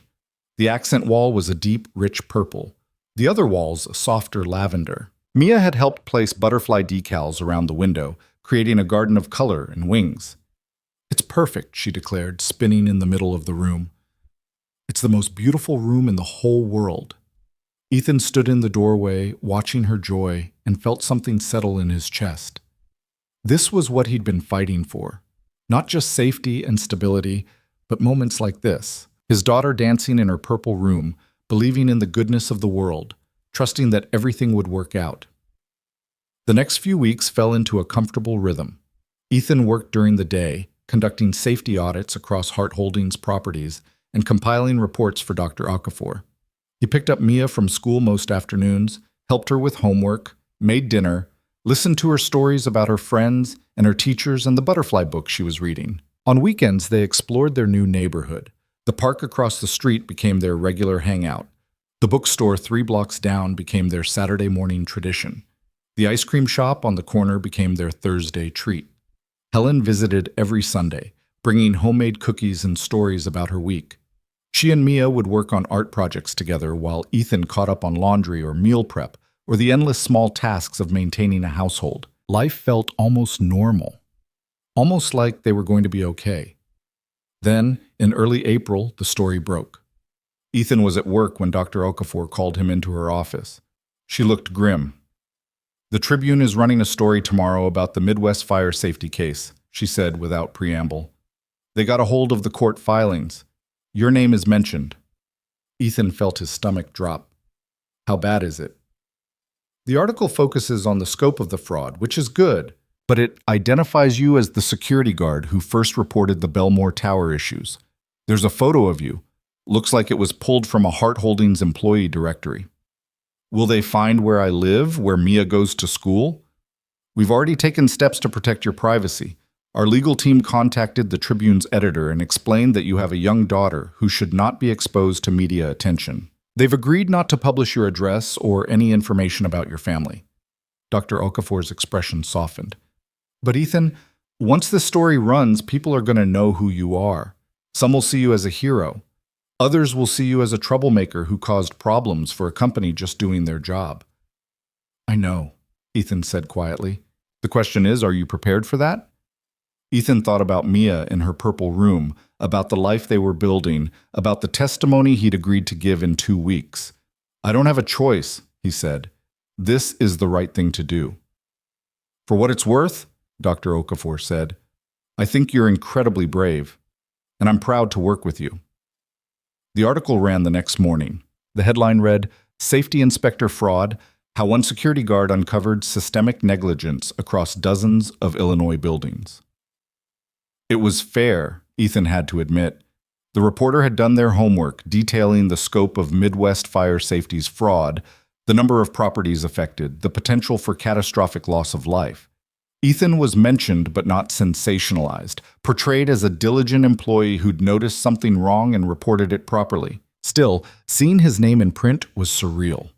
His phone started ringing almost immediately.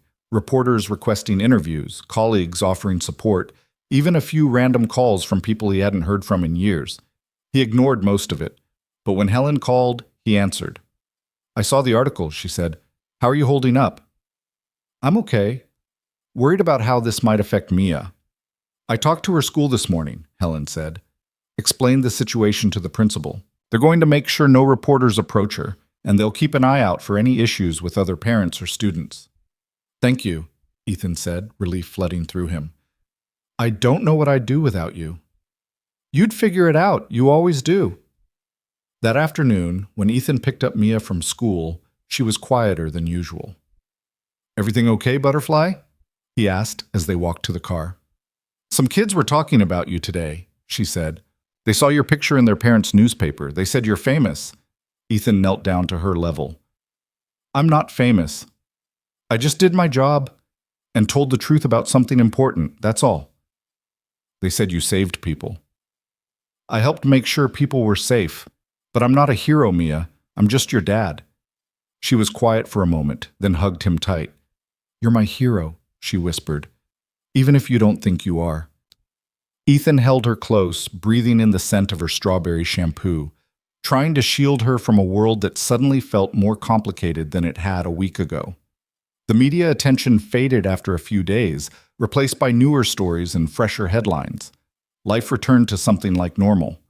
Ethan continued his work, Mia continued her routines, and the trial date approached with the inevitability of sunrise. 1 week before he was scheduled to testify, Camille asked him to come to her office at Belmore Tower. It was the first time Ethan had been back to the building since moving to his new position. Walking through the marble lobby felt strange, like visiting a place he'd known in a dream. Everything looked the same, but he was different now. He wasn't night security anymore. He was something else entirely. Camille's office was on the 68th floor, a corner suite with floor-to-ceiling windows offering panoramic views of Chicago. The space was elegant but not ostentatious. Modern furniture, clean lines, a few carefully chosen art pieces. Mr. Rowe, she said, standing to greet him. Thank you for coming. Please sit. Ethan took a seat in one of the chairs facing her desk. Is there a problem with the case? No. The prosecution is confident. Jennifer Chen thinks you'll do very well on the stand. Camille sat down, folding her hands on the desk. I asked you here because I wanted to check in with you personally, to make sure you're prepared for what's coming. I've been working with the Attorney General's office. They've prepped me pretty thoroughly. I don't mean legally prepared, I mean emotionally prepared. Camille's expression was serious. When you take that stand, you're going to be questioned about decisions you made when you were exhausted, worried about your job, and trying to do the right thing. They're going to try to make you second-guess yourself, to make you feel small. I know. Do you? Camille leaned forward. Because I've been in depositions and courtrooms more times than I can count. And every single time, it's harder than you think it's going to be. Having lawyers attack your character, question your competence, suggest you had ulterior motives. It's brutal even when you know you're in the right. Ethan met her eyes. Why are you telling me this? Because I don't want you to be blindsided.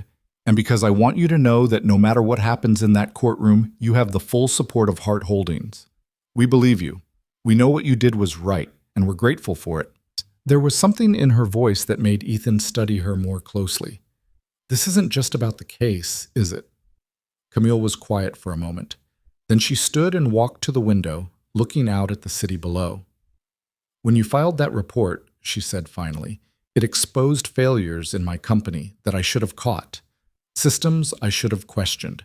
People I should have held accountable. I was so focused on expansion and profit margins and maintaining our portfolio that I stopped paying attention to whether we were actually doing our jobs correctly. She turned back to face him. You were a night security guard for less than 2 weeks, and you cared more about the safety of this building's occupants than my entire executive team did. That's not a reflection on you. It's a reflection on me, on the culture I allowed to develop. Ms. Hart, let me finish, she said gently. Since the inspection, I've been doing a lot of thinking about what it means to run a company responsibly, about the difference between being wealthy and being ethical, about how easy it is to lose sight of the people your decisions affect when you're insulated by money and power. She returned to her desk. You reminded me that every building in our portfolio is full of human beings, fathers like you, trying to provide for their families. People who trust that when they go to work, the building they work in won't kill them. That's what safety regulations are supposed to ensure, Ethan said. Regulations only work if people follow them honestly, and honesty requires integrity. Camille smiled slightly. You have that quality, Mr. Rowe. It's rarer than you might think, especially in corporate environments. Don't lose it. Don't let the defense attorneys make you doubt yourself or feel ashamed of what you did. I'll try. Good. She pulled the folder from her desk drawer. One more thing. After the trial, regardless of the outcome, I'm offering you a permanent position as Director of Safety Compliance for Hart Holdings. You'd oversee all safety operations across our entire portfolio. Dr. Okafor would report to you. It's a significant increase in responsibility and compensation. Ethan stared at her. Ms. Hart, I've only been in this position for 6 weeks. And in that time, you've identified safety issues at 4 different properties, implemented new inspection protocols, and helped us completely overhaul our contractor vetting process. You're good at this job, Mr. Rowe. More importantly, you care about doing it right. She slid the folder across the desk. This is the formal offer. Look it over, think about it, and let me know after the trial. There's no pressure, but I want you to know the position is yours if you want it. Ethan picked up the folder but didn't open it. Can I ask you something? Of course. Why me? You could hire someone with decades of experience, advanced degrees, all the credentials I don't have. I could, Camille agreed, and I probably will hire people like that to work under you. But here's what I've learned. Credentials don't guarantee integrity. Experience doesn't guarantee courage. I need someone in charge who will tell me the truth, even when it's uncomfortable. Someone who won't rationalize away problems because fixing them is inconvenient or expensive. She met his eyes. That's you, Mr. Rowe. That's always been you. Ethan left the meeting feeling like the ground had shifted beneath his feet again. Director of Safety Compliance, leading an entire department, making decisions that would affect thousands of people across dozens of properties. It was terrifying and exhilarating in equal measure. He tucked the folder into his briefcase and headed home, where Mia was waiting with Helen. They were making cookies together, the apartment filled with the warm scent of vanilla and chocolate chips. "Daddy!" Mia ran to hug him. "We're making your favorite." "I can see that," Ethan said, smiling at the flour dusting her nose. "They smell amazing." "Grandma says I'm getting really good at baking. Maybe someday I can have my own bakery." "Maybe you can," Ethan agreed. That night, after Mia had gone to bed and Helen had gone home, Ethan sat at the kitchen table and opened the folder Camille had given him. The salary was more than he'd ever imagined making. The benefits package was comprehensive. The responsibilities were enormous. It was everything Sarah had wanted for him: stability, respect, the ability to provide for their daughter without constant financial stress. He closed the folder and looked at Sarah's photo on the bookshelf. She was smiling in the picture, laughing at something just outside the frame, her eyes bright with joy.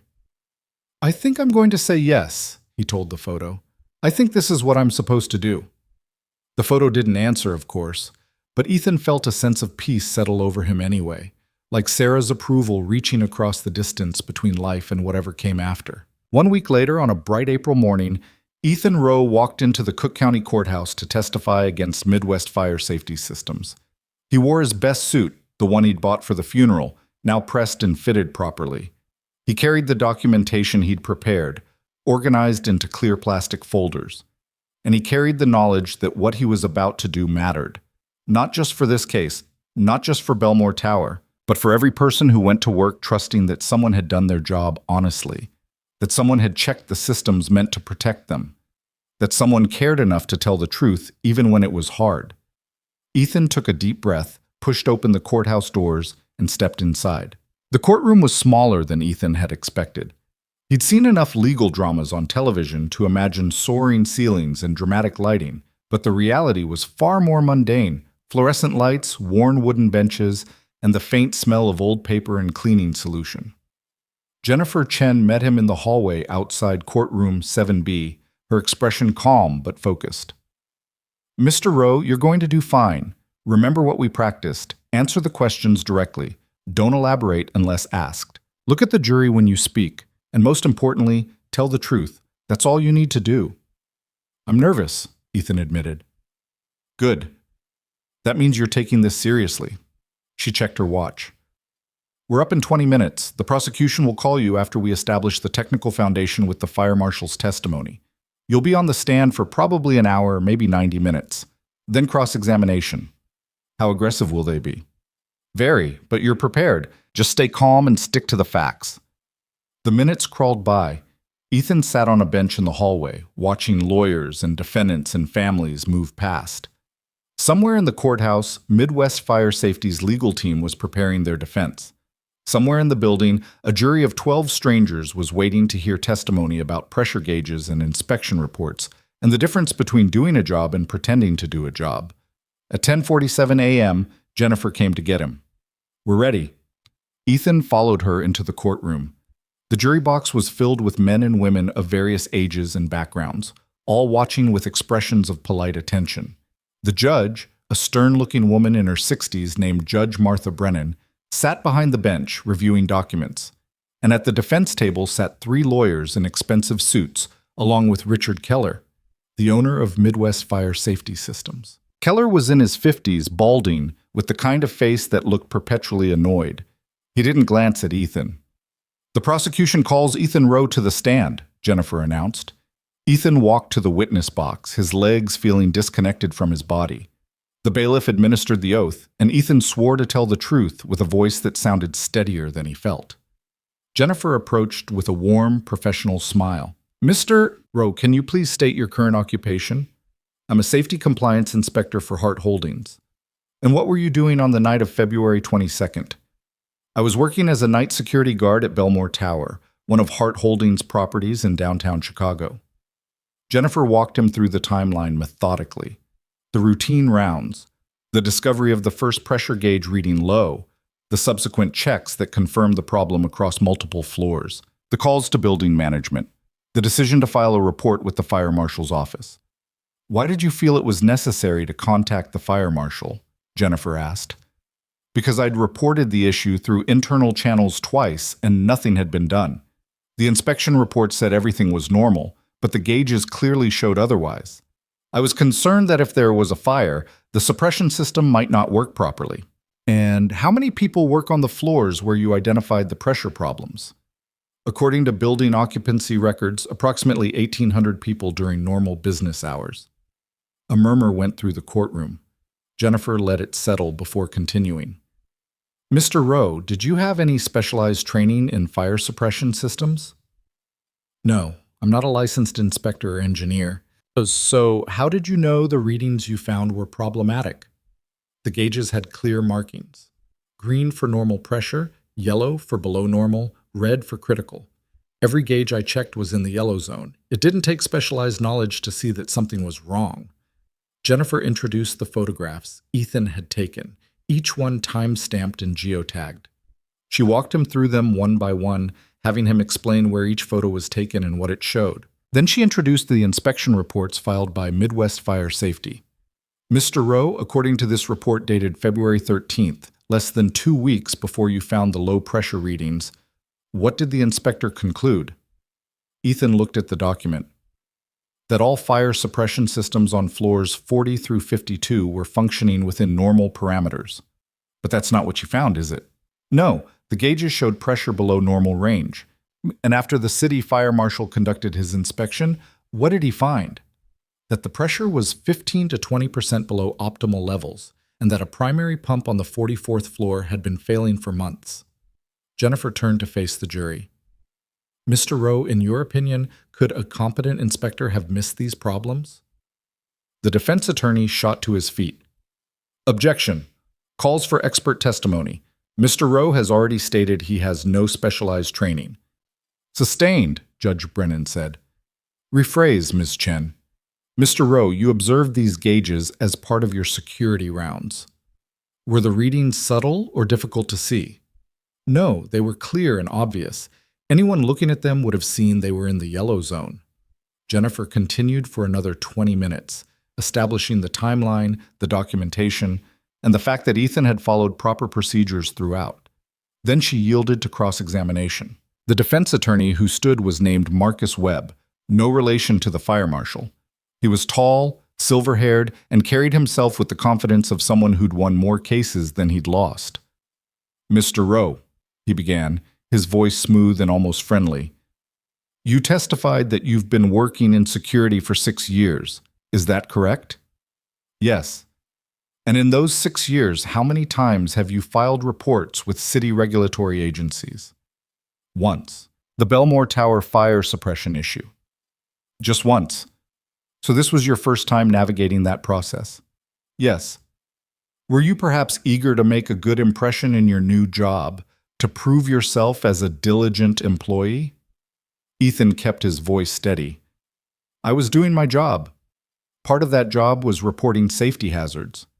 But you'd only been working at Belmore Tower for 4 days when you filed this report. 4 days, Mr. Rowe. That's hardly enough time to understand the building's systems or the normal variation in gauge readings. I understood that yellow means caution. That doesn't require 4 days or 4 years. A few jurors smiled slightly. Webb's expression didn't change.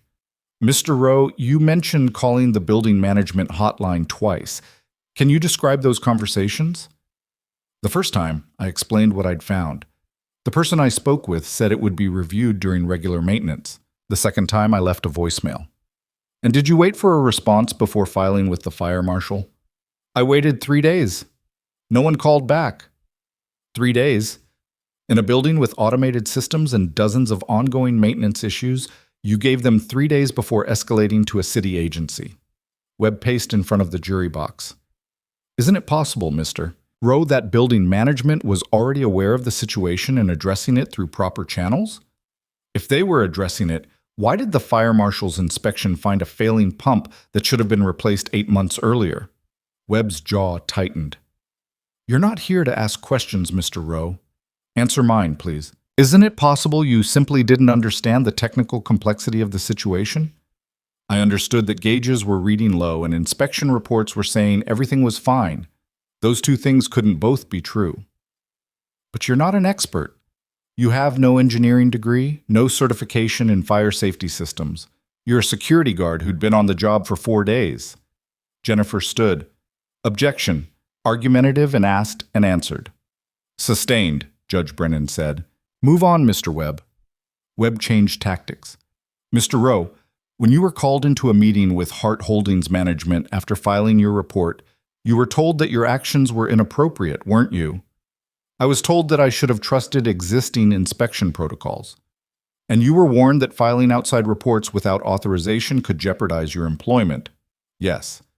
But you filed with the fire marshal anyway, knowing it might cost you your job. I did. Why? Webb's voice sharpened. Why risk your livelihood over something that trained professionals had already reviewed and approved? Ethan looked at the jury, remembering Jennifer's advice. Because I have a 7-year-old daughter, and the last thing her mother asked me before she died was to teach our daughter to be brave and do the right thing.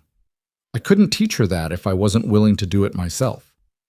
The courtroom went very quiet. Several jurors were visibly affected, one woman dabbing at her eyes with a tissue. Webb recovered quickly. That's very touching, Mr. Rowe.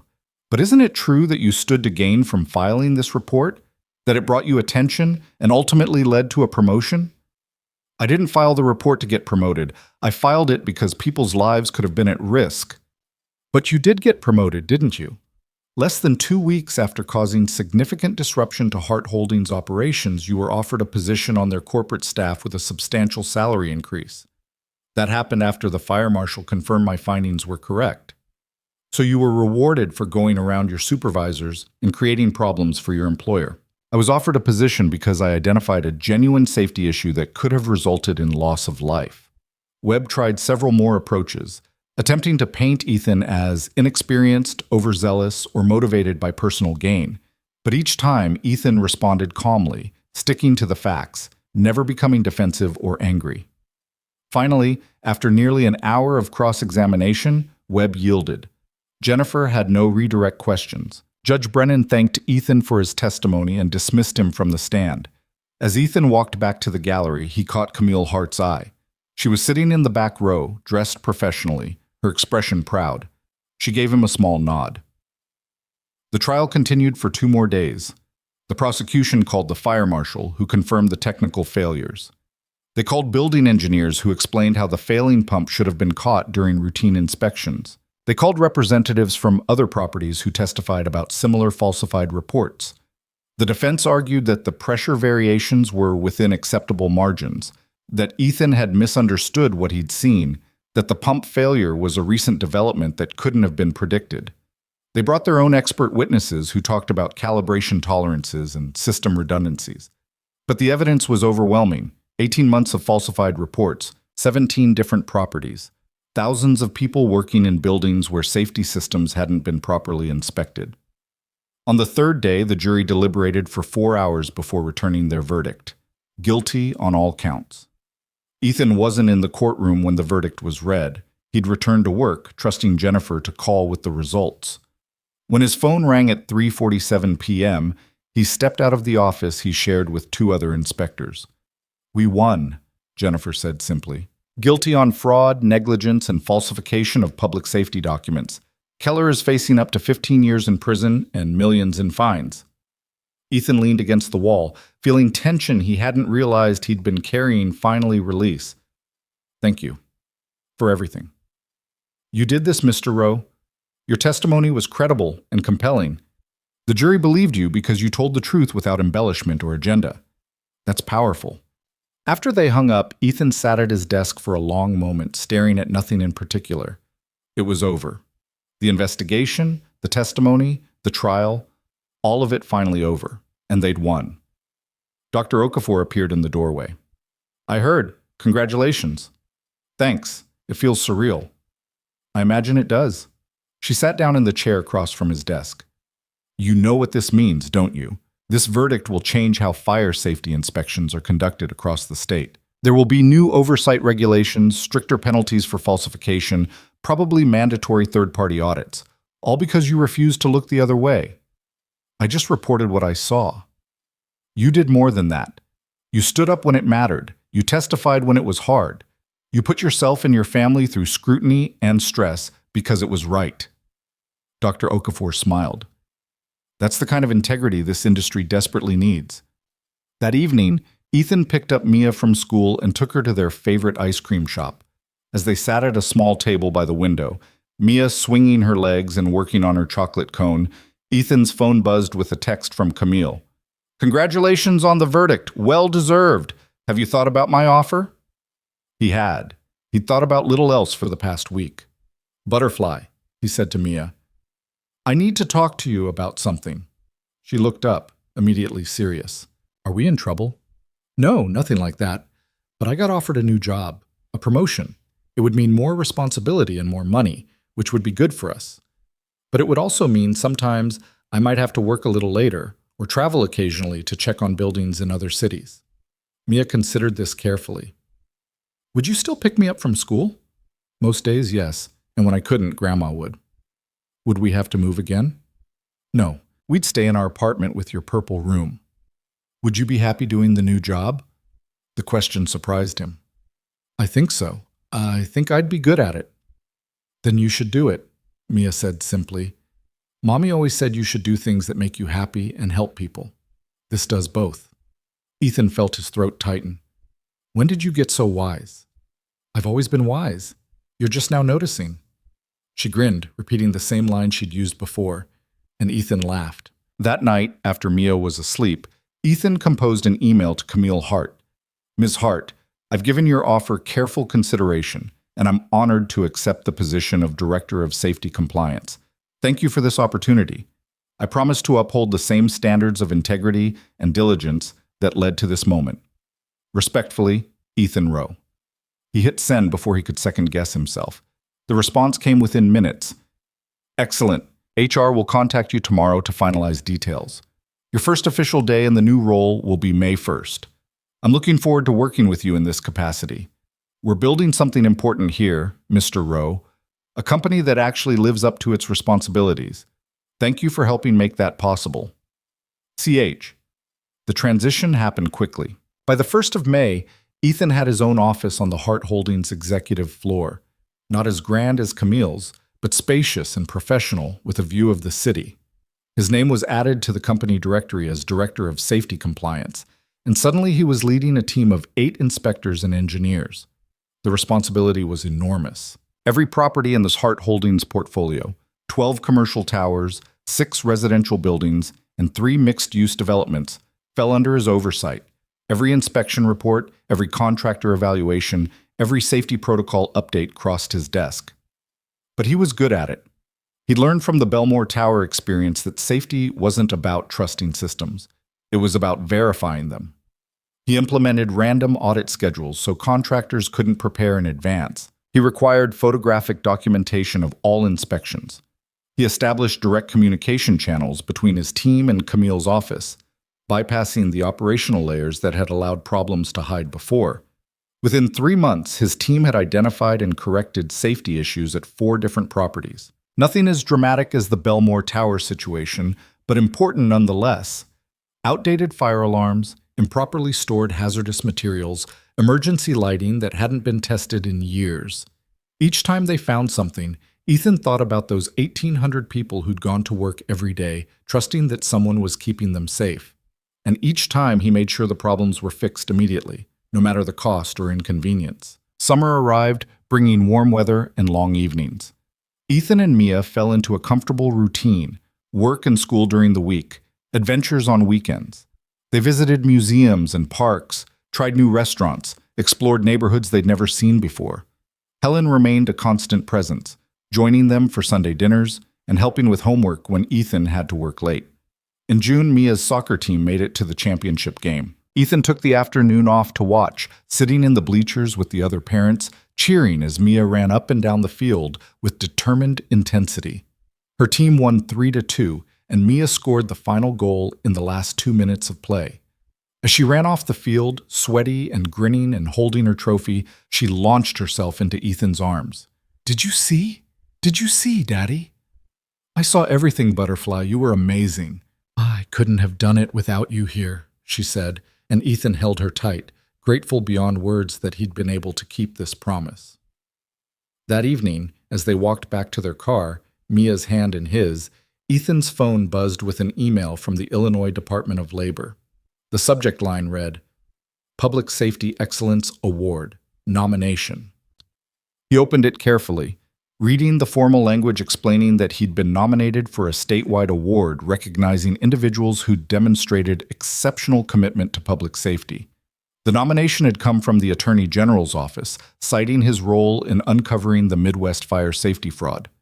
The award ceremony would be in September. Recipients would be honored at a formal dinner in Springfield. Ethan showed Mia the email when they got home. She read it slowly, her lips moving over the bigger words. "You're getting an award?" she asked. "Looks like it." "That's so cool. Can I come to the ceremony?" "I don't know. It might be boring for kids." "I don't care if it's boring. I want to see you get your award for being brave." Ethan called the contact number listed in the email and learned that yes, family members were welcome at the ceremony. He immediately called Helen to see if she could come too. "I wouldn't miss it for the world," she said, her voice thick with emotion. "Sarah would be so proud, Ethan, so incredibly proud." The months between June and September passed in a blur of work and family and the gradual, steady building of a life that felt stable and full. Ethan's team continued finding and fixing problems across the Hart Holdings portfolio. He hired 2 additional inspectors, both with impressive credentials, but more importantly, with the kind of integrity that couldn't be taught. In August, Camille called him into her office for a review meeting. She'd been traveling extensively, opening new properties, meeting with investors, expanding the company's reach. But she'd made it a point to check in with Ethan's department regularly. "Your team has done exceptional work," she said, reviewing the quarterly report. "We've had 0 major safety violations. Contractor performance has improved dramatically, and tenant satisfaction with building maintenance is at an all-time high." "We're just doing what should have been done all along," Ethan said. "That's exactly right. But should have been and actually is are 2 very different things. You've made the difference." Camille set down the report. "I also wanted to tell you that I've been approached by several other commercial real estate companies asking about our safety protocols. They want to implement similar oversight programs." "That's good, isn't it?" "It's excellent. It means what you started at Billionaire Tower is spreading beyond just our company. You're changing industry standards, Mr. Rowe." Ethan didn't quite know what to say to that. The award ceremony in September was held in a grand hotel ballroom in Springfield with several hundred attendees, government officials, business leaders, safety professionals. Ethan wore his best suit, the one he'd bought specifically for occasions like this, and sat at a table with Mia, Helen, and Dr. Okafor. There were 5 award recipients being honored that evening, each for different contributions to public safety. When Ethan's name was called, he walked to the podium feeling the same nervousness he'd felt in the courtroom months earlier. The presenter was the state attorney general herself, a formidable woman named Karen Whitmore. She spoke about the Midwest fire safety case, the systemic fraud that had been uncovered, and the changes that had been implemented as a result. Mr. Rowe's actions exemplify what we hope to see from every professional in every industry, she said. When faced with a choice between personal convenience and public safety, he chose safety. When faced with pressure to stay silent, he chose to speak. And when faced with the opportunity to look the other way, he chose to look closer. She handed him a crystal award engraved with his name and the words, "Excellence in Public Safety, 2025. They shook hands, and Ethan stepped to the microphone. He hadn't prepared a speech. He'd assumed he'd just say thank you and sit down. But looking out at the audience, seeing Mia watching him with absolute pride, seeing Helen dabbing at her eyes, he found words coming. "I'm honored to receive this award," he began, "but I want to be clear about something. I'm not a hero. I'm a father who is trying to do his job and teach my daughter that doing the right thing matters." He paused. 18 months ago, I lost my wife to cancer. In her final days, she asked me to take care of our daughter and to teach her to be brave. I didn't know how to do that. I was scared and overwhelmed and barely keeping our lives together. Then I got a job as a night security guard at a building in Chicago, and I found pressure gauges reading low, and I had to choose between keeping my head down or speaking up. I chose to speak up not because I'm particularly courageous, but because I couldn't look my 7-year-old daughter in the eye if I didn't. He looked directly at Mia. Everything I've done since that night has been about keeping a promise to her mother, about showing her that integrity isn't convenient, but it's necessary. So this award isn't really mine. It belongs to my wife, Sarah, who taught me what courage looks like. It belongs to my daughter, Mia, who reminds me every day why doing the right thing matters. And it belongs to every person who goes to work trusting that someone has checked the systems meant to keep them safe. Thank you. The applause was sustained and genuine. As Ethan returned to his seat, Mia threw her arms around him. "That was perfect, Daddy," she whispered. "Mommy would have loved it." "I hope so, Butterfly." The rest of the evening passed in a pleasant blur of conversations with other award recipients, congratulations from strangers, and photographs taken by event staff. When they finally left the hotel and drove back to Chicago, Mia fell asleep in the back seat, still clutching the program from the ceremony that listed her father's name. Helen rode with them, and in the quiet darkness of the car, she spoke softly. "Sarah is watching over you both, you know. I feel it. And she's so proud." "I hope she knows we're okay," Ethan said, "that we made it through." "She knows. And more than that, she knows you kept your promise. You took care of Mia. You taught her to be brave. You became the man and father she always knew you could be." Ethan glanced in the rearview mirror at his sleeping daughter, her face peaceful and trusting. "I'm still figuring it out every day." "That's what good parents do. They figure it out as they go." Helen smiled. "You're doing better than you think, Ethan." When they arrived home, Ethan carried Mia up to the apartment and tucked her into bed, still in her dress from the ceremony. He hung the award on the wall in the living room, next to Mia's welcome drawing with its butterflies and sunshine. Then he sat on the couch in the quiet apartment and allowed himself to feel the weight of everything that had happened over the past year. The loss and grief, the desperation and fear, the moment of decision in Belmore Tower's empty halls. The choice to speak up when staying silent would have been easier. All of it had led here. To stability and safety and a life that felt full again. To a daughter who believed her father could do anything. To a job that mattered and made a difference. He pulled out his phone and opened the Photos app, scrolling back to pictures of Sarah. There was one from their wedding, both of them young and laughing and full of hope for the future. One from the hospital after Mia was born, Sarah exhausted but radiant, holding their newborn daughter. One from their last vacation before she got sick, the three of them at the beach, building sandcastles and collecting shells. "I did it," Ethan whispered to the photos. "I kept our girl safe. I taught her to be brave. And somehow, we're going to be okay. We're actually going to be okay." His phone buzzed with a text from Camille, who'd watched the ceremony via live stream. "Beautifully said tonight. You're making a difference far beyond what you realize. The industry is changing because of you. Thank you for your continued dedication." Ethan set the phone down and looked around the apartment, at Mia's drawings on the walls, at the photos of Sarah on the shelves, at the award gleaming in the lamplight. This was home. This was family. This was the life they'd built from the ashes of loss and grief. And it was enough. More than enough. The following Monday, Ethan returned to work with renewed energy. His team had a full schedule of inspections planned for the week, and there were new protocols to implement based on the recent changes to state safety regulations. Dr. Okafor met him in his office that morning with coffee and a grin.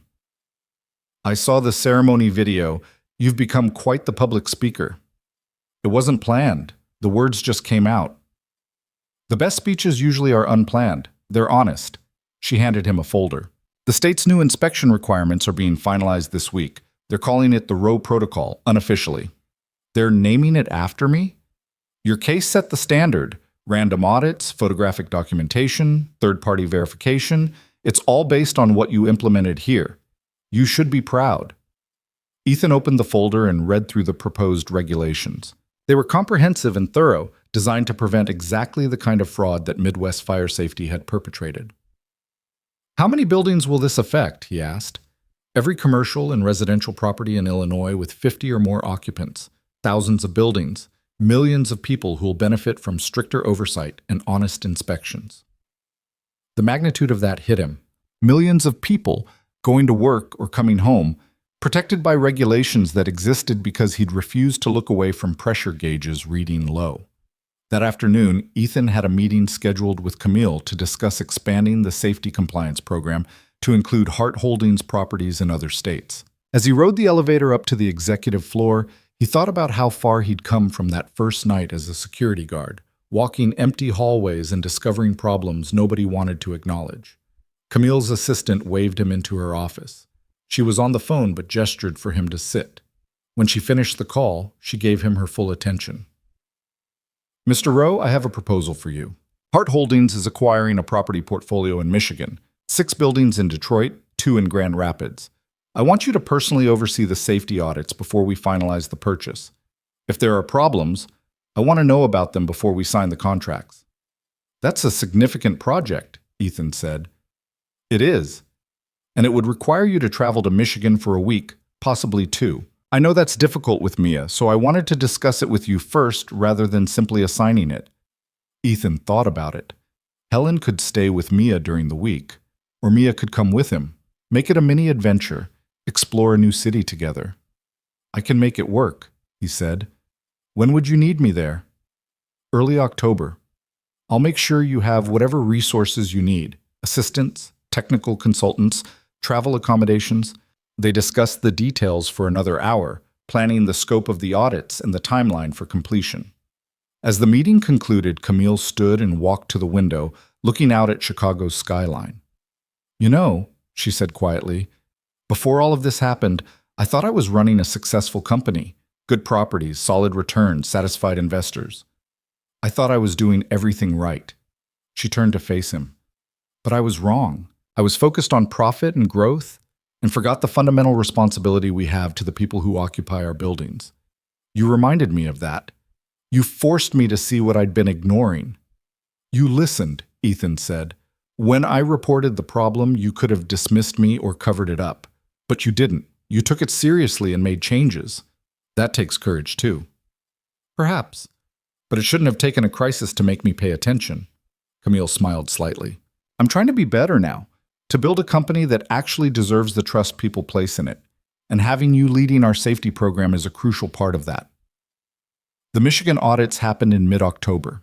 Ethan brought Mia with him, and they spent their evenings exploring Detroit's museums and restaurants, making it an adventure. The audits themselves uncovered several issues: outdated electrical systems in 2 buildings, insufficient emergency lighting in another, and a roof access door that had been painted shut in violation of fire codes. Ethan documented everything meticulously and presented his findings to Camille. Based on his report, Hart Holdings negotiated a lower purchase price and required the sellers to correct all safety issues before closing. "You just saved the company approximately $3 million, Camille told him over the phone, plus prevented potential liability issues down the road. This is exactly why I needed you in this role." By Thanksgiving, life had settled into a rhythm that felt sustainable and good. Ethan, Mia, and Helen spent the holiday together, cooking turkey and watching the parade and telling stories about Sarah, Mia had reached an age where she could talk about her mother without falling apart, sharing memories of baking cookies together and reading bedtime stories and dancing in the kitchen. "I miss her," Mia said that evening, curled up on the couch between Ethan and Helen. "But I'm glad we can remember the happy times." "Me too, Butterfly," Ethan said, pulling her close. In December, Ethan received a letter from the Illinois Attorney General's office informing him that Richard Keller had been sentenced to 12 years in prison and ordered to pay $4.2 million in fines and restitution. Midwest Fire Safety Systems had been permanently shut down, their business license revoked. Justice, Ethan thought. Not perfect, but real. As the year drew to a close, Ethan found himself reflecting on everything that had changed since that February night, when he'd first walked into Belmore Tower's marble lobby.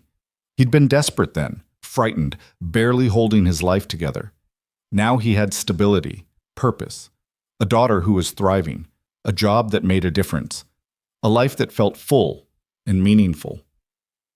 On New Year's Eve, he and Mia stayed home, watching the countdown on television and eating popcorn. When the clock struck midnight and the fireworks began, Mia turned to him. "What's your wish for the new year, Daddy?"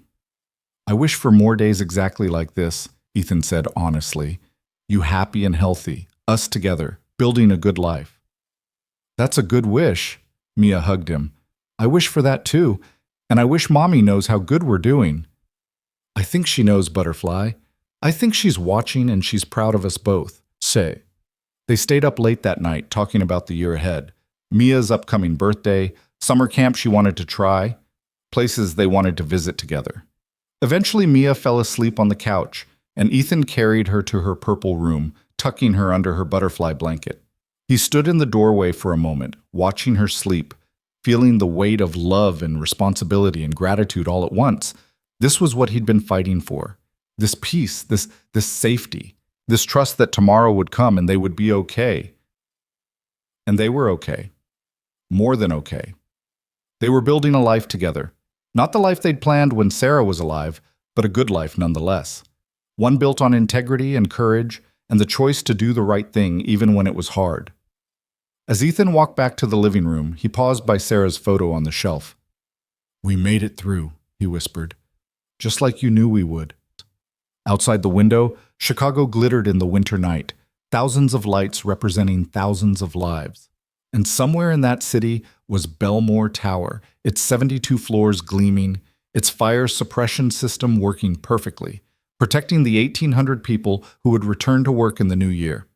They were safe because one man had refused to look away.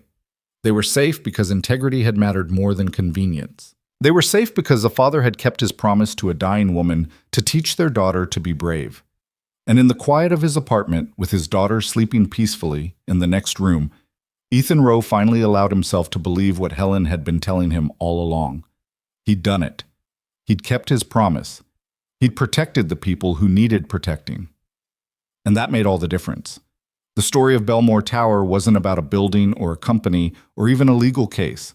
It was about the choice one person made in a moment of decision, the choice to speak up instead of staying silent, to act instead of walking away, to believe that doing the right thing mattered even when the cost seemed too high. In the end, that choice had saved lives, changed regulations, and built a future strong enough to hold everyone. It was enough. It had always been enough. And it always would be.